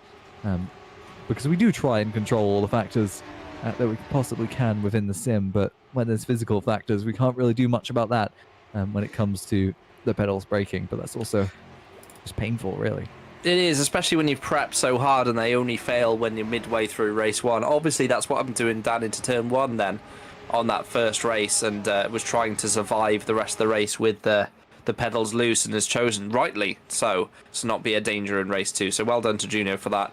So I apologise for my comment about your head falling off. Clearly hardware issues as Skinner and that's Craig Patterson going side by side. No, it's not. It's Yunus Kerala going side by side through 130R into the Casio triangle. Skinner makes the move, but we have now seen a couple of times where if you make that move but haven't got enough of a gap, you can be easily slipstreamed back into turn 1. And Skinner is trying to shake off the attentions of Kerala. You can't make too many moves in the on the straight, as Tuamala is trying to go around the outside as well. Let's see what happens slightly further back as they go side by side. No, Kerala does not make the move, and Skinner does take that position off him for 4th. And James Knox then didn't get by Singh, didn't manage to make that move stick, and someone's wide. It's Tice Youngstra. What happened? Yeah, Youngstra falling from P1. That gifts Tuamala in the Cap Clay that first position, and gives a nice little gap to Falkenhayn. Here's the replay of what happened to Youngstra through turn 1 and turn 2. That looks completely normal to me, but approaching turn 3, this is where he went off and just fell onto the AstroTurf, and was very, very lucky to not have been collected by any other cars, and very, very lucky to keep out of the wall. Tice, my guy. Just thrown away a potential race victory there just by getting too wide on the exit of turn 1. This is what's on about those corrugated curves. Here's what happened to Van der Smissen. Oh, trying to go around the outside of Gillette. Oh, they both get a huge chunk of oversteer. I don't think there was contact, you know. Just one of those things. They both sort of pinched each other and got some dirty air potentially. I'd love to see this. Yes, indeed. Thank you, Fabian. So did they make contact? No. Oh, maybe. Maybe just the second phase, a little bit of a front wing. In fact, Gillette has got away with that one. And unfortunately, Van der Smissen... sorry. Van der Smissen? David de Vrij. Which one is it? Van der Smissen got sent. Van der Smissen, sorry, my bad. So Van der Smissen, yeah, unfortunately, unable to finish as a result. And this is what happened with Ockenhaug at the race start. I did say the lights took it forever to come on. We're not going to see them at the top of the screen. It's a little bit bugged, but... Oh, yeah, there we go. That is definitely a jump start. El Jumpo. El Starto de Jumpo. Did you know I was fluent in Spanish? Doesn't seem like it. Yeah, right. We're also fluent in Japanese. Yeah, I know one word. Oh, arigato. What happened to Sfilo on lap 1 then? We're watching a replay of him. Oh, nice. Not so nice. The move before that was good, but then he ran out of road. That is not ideal for Christus, unfortunately. The first little jink around the outside, I guess it must have been Van der Smissen, was good. Sorry, no, it was probably... do you know what? I think Karatko got held up. I've just watched it back again on the broadcast. I always have the replay of the replay on my other monitor. I think he just got held up. I think it was Karatko, or the other one. Maybe it was Karatko, but yeah, got held up and balked. No, I don't know if that's entirely Sfilo's fault. I've done a lot of waffling. Let's get back to the live action. Alex. Yeah. Keying you in. I was sort of figuring out why you wanted me to start here because we've. Oh, just look at what's happening on track. I'll tell you. So what happens in commentary, right? Some cars go around the track. You have to just say what's happening. Yes, but okay. Here we go. Here's a battle. Ben Skinner on the outside of Falkenhayn through the Castillo Triangle. Not much space there to make that move work, but it seems to have got it done. But Falkenhayn will have a nice bit of slipstream, in fact, right in the diffuser of that Team RNG car, as Kuritz makes his way up into P4 ahead of Yunus Kerala, and will, into turn 1, be side by side. And it seems as if Kuritz has got past relatively smoothly, and will now be able to power on, potentially, to the front of the field here, as he closes up to the back of Falkenhayn in that Renault-inspired Mapes Row car. And there you go, there's the Reading Game Studios car. And in fact, Falkenhayn closing the gap to Ben Skinner, but not nearly as fast as Kuritz is closing the gap to him. Yeah, Kuritz, we know he has good pace from race 1. I actually think there's enough time left in this race for him to be able to potentially get all the way to the front of the field. And it's such a great camera angle that on the exit of Degner too, by the way. You can really see the cars, exiting the corner, bottoming out on the curb, using all of that downforce. And obviously they don't have quite so much in Formula Sprint 2, but still a Slicks and Wings championship. But Falkenhayn is quick in his own right, and we know he potentially has had pace this season, just never quite put it together fully in the race. So let's see what he can achieve over the last few laps as well. But Tuamala currently in the lead. The person who leads the race is the current favourite. So let's see what happens with that. But Kuritz has been nicely consistent this season. 4th, 2nd, 3rd and 8th. And of course his... now I'm going to flummox myself. Was he 3rd or 4th in race 1? Sorry, I wasn't paying attention. Oh, good. James Knox goes down the inside. Dice Youngstra to the 130R and overtakes him, moves up into 8th. Why do we bother? And here comes Kuritz. Look, Kuritz has got a good exit on Falkenhayn as they go into the first corner. Falkenhayn on the inside. What a move from Kuritz. Sends it around the outside. Falkenhayn didn't want a piece of that, and I don't blame him. Like a missile round the outside was Casper. What a move from him. Yeah, that was a nice little move around the outside into turn 1, but Kuritz seems unfazed by the fact he's just probably made one of the best moves we're going to see all race, and already powering ahead, trying to catch up to Ben Skinner with 5 laps to go. It's very plausible here that Kuritz catches up to Tuamala, as once again we have a yellow flag in Sector 1. Charlotte Menink, by the way, was passed for P15, and that would have been the first points of the season for Venus Motorsports. Has she been able to hold on from Lucas Murno in the Academy car? But Murno, after an unfortunate race one and a retirement, in fact, it's a great recovery for the Academy car to move up to P15 and catch some points in this race. We had another yellow in Sector 2. Kasper Kuritz with a rapid Sector 1, a 39.991. Jan Dix here fighting with Kurt Rochov for P13. And in fact, he's fighting his old team here, is Jan Dix.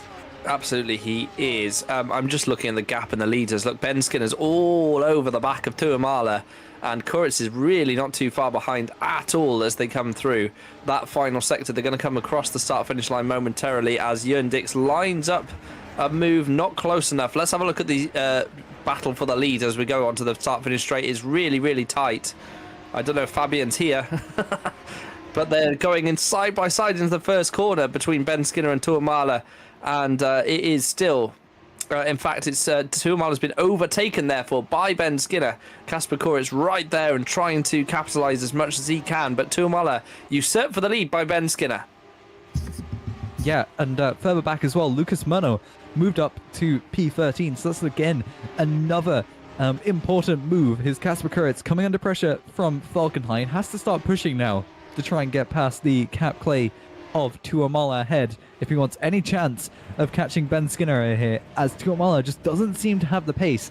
Kuritz, with the fastest lap, runs a little wide through the second Degner. That makes him quite vulnerable to the mates row behind, but also just more on that. Tuamala looking very vulnerable to both the reading game and the mates row. And in fact, Kerala is getting in on this action as well. He's catching up to the back of Falkenhayn and is in the not the DRS range, the slipstream range of that mates row car. And Kuritz, a little bit of touching the grass. There's a yellow in Sector 1. I can't really tell you what's going on there. It's either David De Vries or Timon Kanda in the Orbit or VMS Sunnet's car. In fact, no, I'm completely incorrect. It's Manaman Kandan who retires from this race down in P25. Not the greatest of races anyway, but here comes Kasper Kuritz on the back of Tuamala. Looks to the inside into the Casio triangle. Lakes on the brakes, and it's a relatively simple move. Falkenhayn is sideways, and Falkenhayn, I think, is round as Kerala is able to get past him. Falkenhayn falls down to P7 and will lose more position for Kelly Jungschra, James Knox, and he's just falling down significantly here. Down to P11 from P4. That's a horrible, horrible gap. And it's quite close as Tuamala tries to attack Kerala into the first corner. Not Kerala, correction.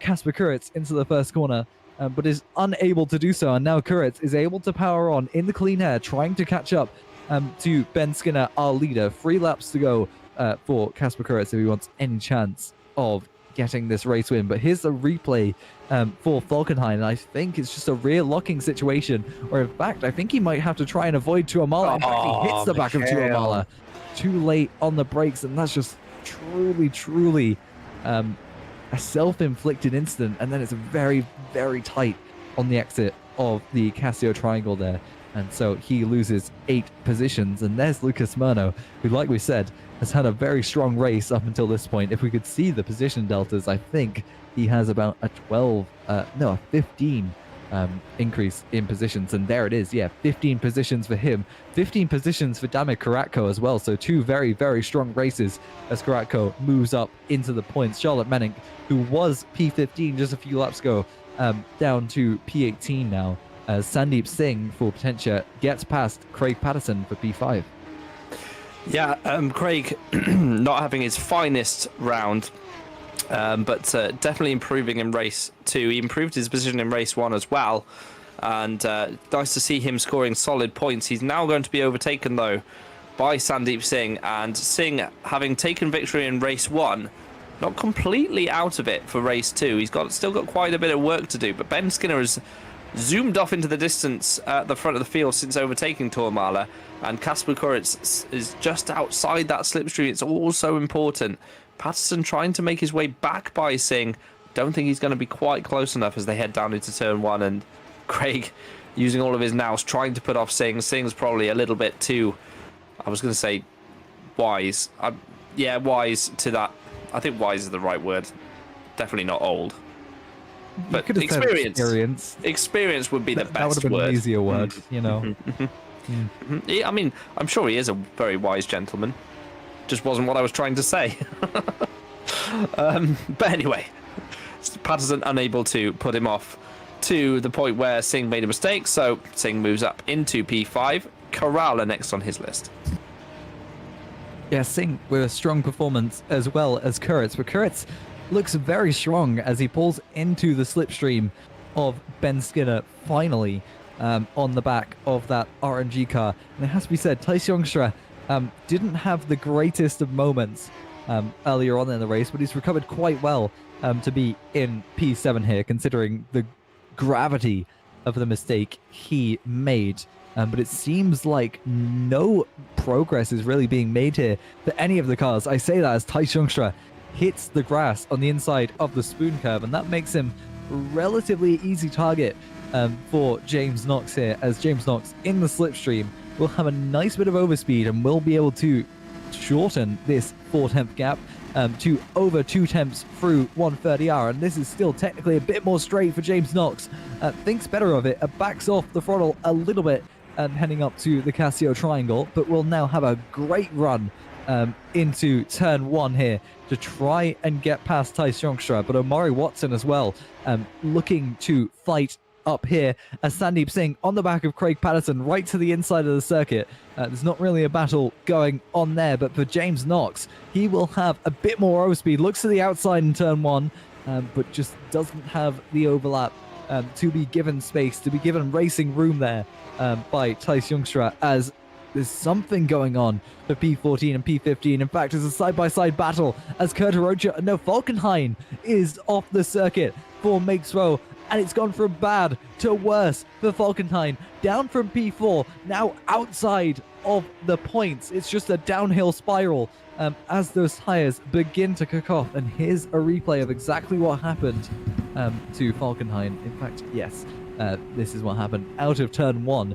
I imagine he just gets a little bit wide as he gets passed by Lucas Murno up for P12 and onto the curb, and it's... Yeah, that's a big hit. Oh, it's going to bend his suspension as well. This is what we were saying about Falkenhayn, you know, or what I was saying anyway. He has the pace, just never seems to be able to fully put it together for an entire race, unfortunately, for the German. So I really hope it comes together for him at some point this season, but right now, unfortunately, it's not happening for him. He just needs to keep sticking at it. It will come. He's definitely fast enough. Kasper Kuritz then is within half a second, look, of Ben Skinner as they head down the towards the final couple of corners. In fact, Kuritz with a good exit here could potentially look at making a move. Oh, he's run a little bit wide. Could potentially look at a move down into turn 1. So this is one of the last 2 opportunities that he has realistically as we head on to the final lap of the race. Can Kasper Kuritz take a victory for Reading Game, or can Ben Skinner hold on for RNG? And in fact, can Tuamala get involved if these two tangle? That's going to be the story of this final lap. Through turn 1 they go, a bit sideways for Kuritz. He's right over the gearbox of Ben Skinner as they come through sector 1 for the final time at Suzuka. Who's your winner, Alex?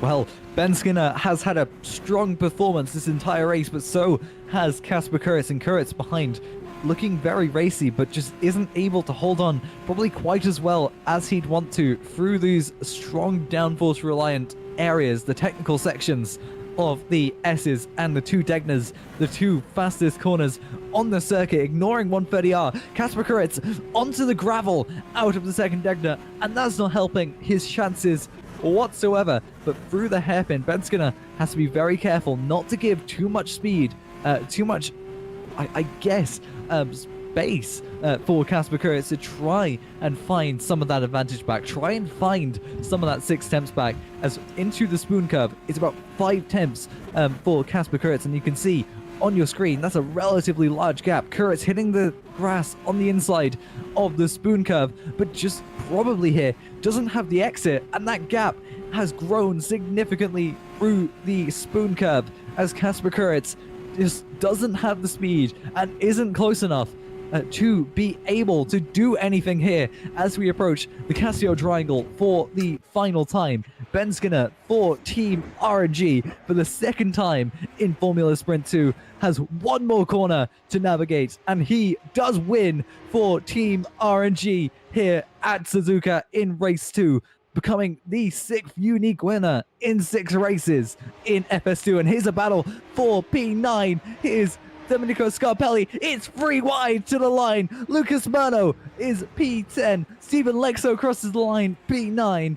And Scarpelli, the biggest loser of them all, and Mennick to the line, almost gets points there from James Knox, beaten just by a few hundredths of a second. And that is unfortunate for Venus Motorsports. That could have been their first points of the season. It was so close, but unfortunately not close enough for Charlotte Menink. And she misses out just by 1 position. But what a race. And it's always the reverse grids that bring us the drama. But Ben Skinner taking the victory. It could have been anyone. It could have been Kuritz. It could have been Tuamala. Tice Youngstra threw it away, unfortunately for him. So, yeah, absolutely fantastic. And Formula Sprint 2, I'm so glad we get to commentate on it, Alex. It's absolutely my favourite championship to watch as a neutral. I am a little biased with the team in Super League, of course, but to watch as a neutral, this is my favourite. So, good job. Yeah, I'm definitely enjoying FS2 a lot more this season as well.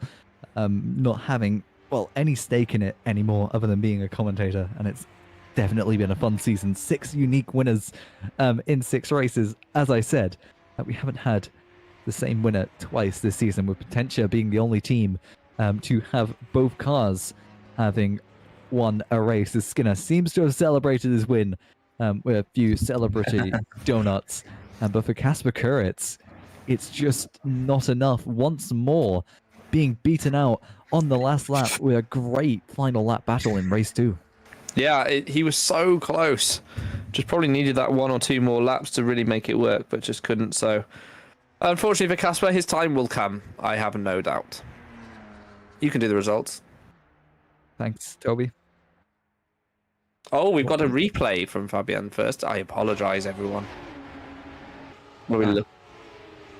Someone lost a rear wing. Pass? Yes, James Knox. That's the end here. Oh, hello. Ooh. Flicked it into 130R and did an Alan McNish. But I advise you to watch that. 2002 Suzuka McNish. Type that in and have a look at that. Scary accident. And that is why they changed the corner from where it is today to where it is today.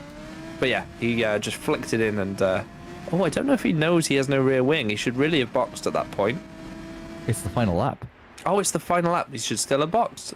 That was how close it was for Charlotte Menink as well, getting points.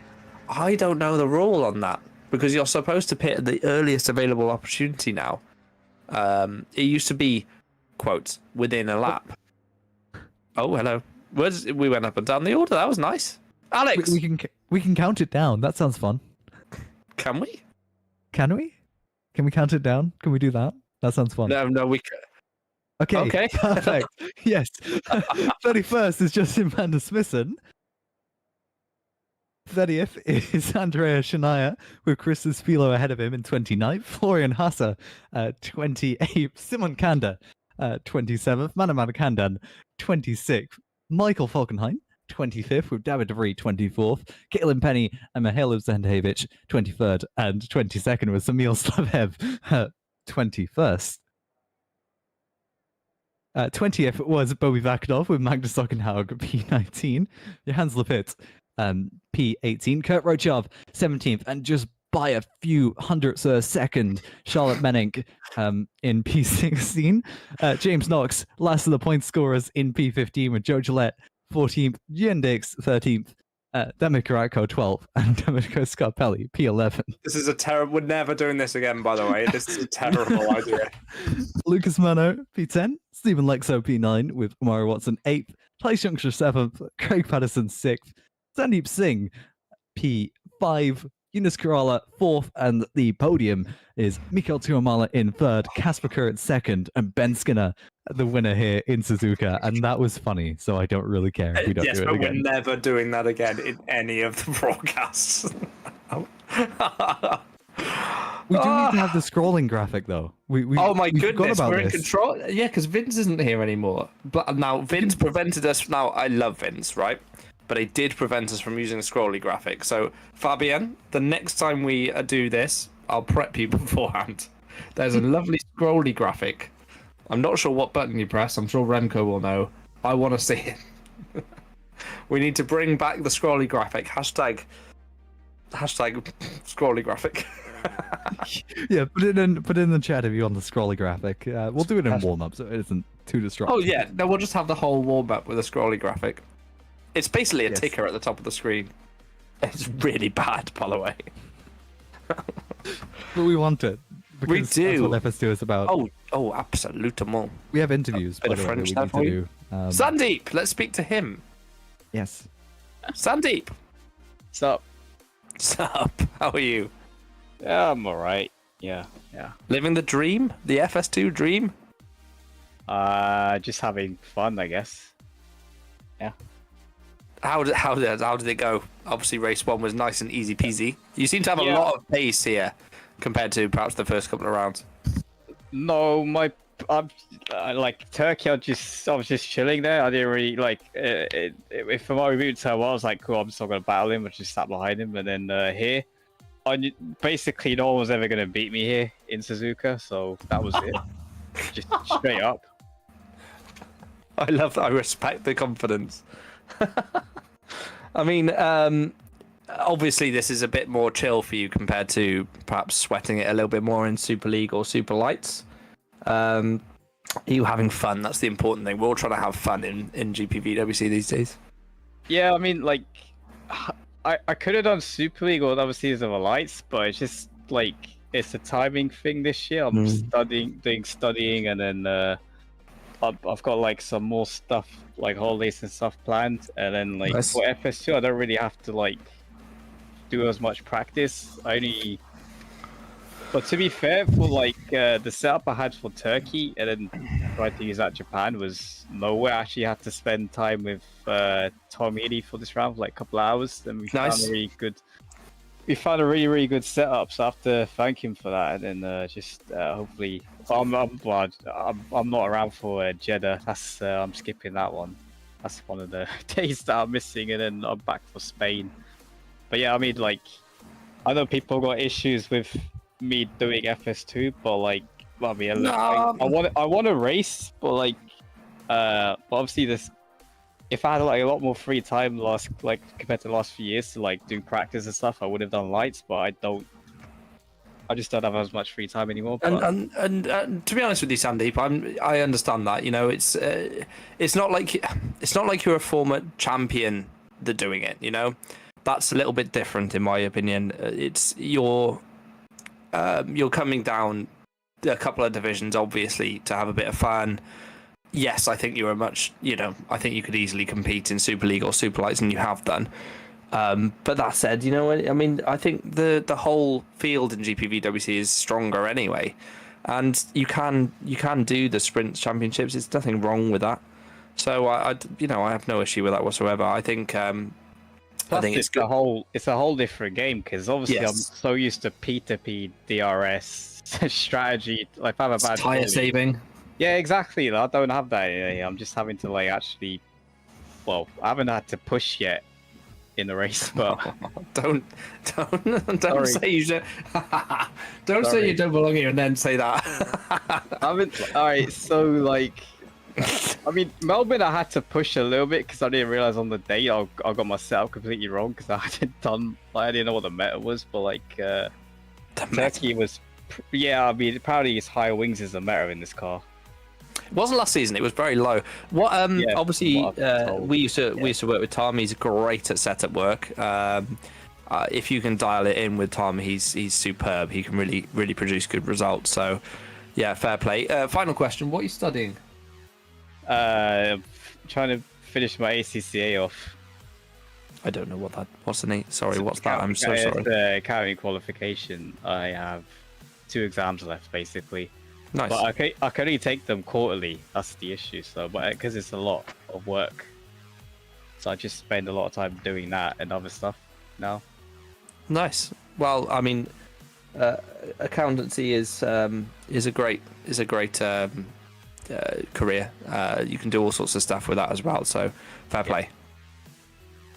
Thank you. Cool. Thank you. Plus, I'm getting old, man. Like I'm racing people that were born after I started sim racing. Don't ask Alex when he was born, man. I say things like I went to Le Mans in 2007, and then as I said it, I think Alex is born in 2007. That race probably happened before I was born. Yeah. Yeah, that's just sad. Okay. It's just sad. I was 16. Oh, okay. Right. Yeah. Do you know what I mean? So I too. Yeah. Let's not take up more time because we ain't got much, have we? So I'll see What's it? Oh, we got ages. The races were over very quickly. It's all good. We can gas for hours. It's no drama. But I will move on though, Sandeep. But we will find someone else to irritate. Thank you, mate. Right, thank you. Bye. Who should we irritate next? You pick, my friend.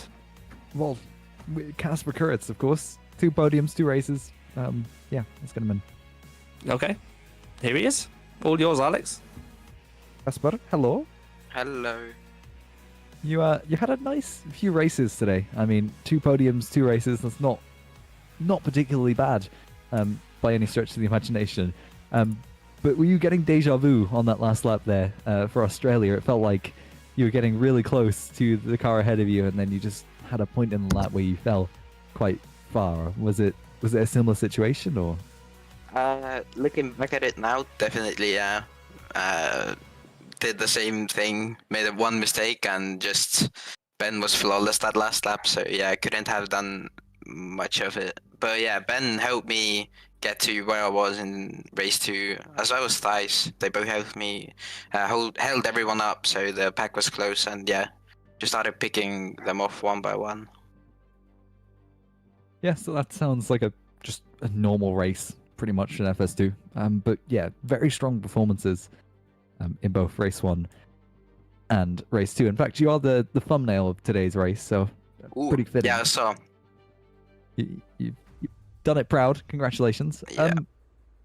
I really don't have that much more to ask you. You had a pretty quiet race, it must be said. How's Jeddah? You've got Jeddah next. How's Jeddah? Yes, how's Jeddah? I'll have my mandatory exams for Jeddah, so I think I'll be available for 1 day to practice, so that will be fun. But yeah, I think just now going on forward, just trying to get points and yeah, trying to be semi competitive. Fair. Cool. Thank you, Casper. Well done today. I think we're not far off from calling you a 2025 race winner, to be fair. Hopefully. And also free Brody. Bye. I don't speak Estonian. Right. Who next? It's your choice, isn't it? Oh, is it? Yeah. Who have we got that was in fact Ben Skinner? Obviously we have to speak to Ben Skinner, don't we? Having been, doing well. Ben! He did win a race, yeah. Yes. How are you? I'm ecstatic. That's all I'm going to say. Okay. Thanks for the interview. Oh, is that all the time I'm getting? No, you just said that's all. You said that's all you had to say. So, Oh. What more do I say? I started last year at this circuit, so it seems fitting that I won here. Yes. Yeah. Fair. Race 2 was one of those sort of slow burners, wasn't it? Obviously, Thijs fell off and so on. But it was all about maintaining. Once you got the lead, maintaining the gap and making sure you didn't make any mistakes, right? Yeah, I knew I had more pace than Tuamala, so I was confident to drive away from him and not make mistakes. But then Casper got past, and then that's when the pressure ramped up because I've been practicing with Casper and I know his pace. So yeah, a lot. Yeah, of Casper's definitely one of those that could have nicked that off you, but you kept your head and you did a really good job. So superb. Well done, Ben. Obviously we've got Jeddah next. How do you think you'll fare there? Never driven there, ever. Excellent. I'm about to find out. Yeah, absolutely. Well, keep at it, mate. The results will come. The championship's wide open after Lopez had a couple of DNFs as well. So yeah, keep going. Hold on. There was a question in in the YouTube chat that we kind of ignored, but we were talking about cooking during the first warm up. What's your favorite food? I'm just parroting. As in, someone else's like, what, question. meal or just like one specific Just item? if you were only able to eat one meal for the rest of your life, what would it be? Chicken risotto made by my mother. That is a superb answer. There is nothing better than your mother's cooking. I do like I will hear nothing else. Fantastic answer. Well done, Ben. Thank you. Nice one, mate. All right, take it easy. Yeah, me too. He's absolutely right, That's by the how way. we should do. He's do absolutely right. interview Like questions. my missus cooks exceptionally good food all the time, but there is just something special about having your mum cook for you again, you know. And I really respect that from Ben. Really honest, humble answer. Thank you. And nothing better than your mother's cooking. 100% agree. Right. Cool. Before I get sad, let's end it there, Alex. Thank you so much for joining me. Been a really, really fun evening once again. Always is.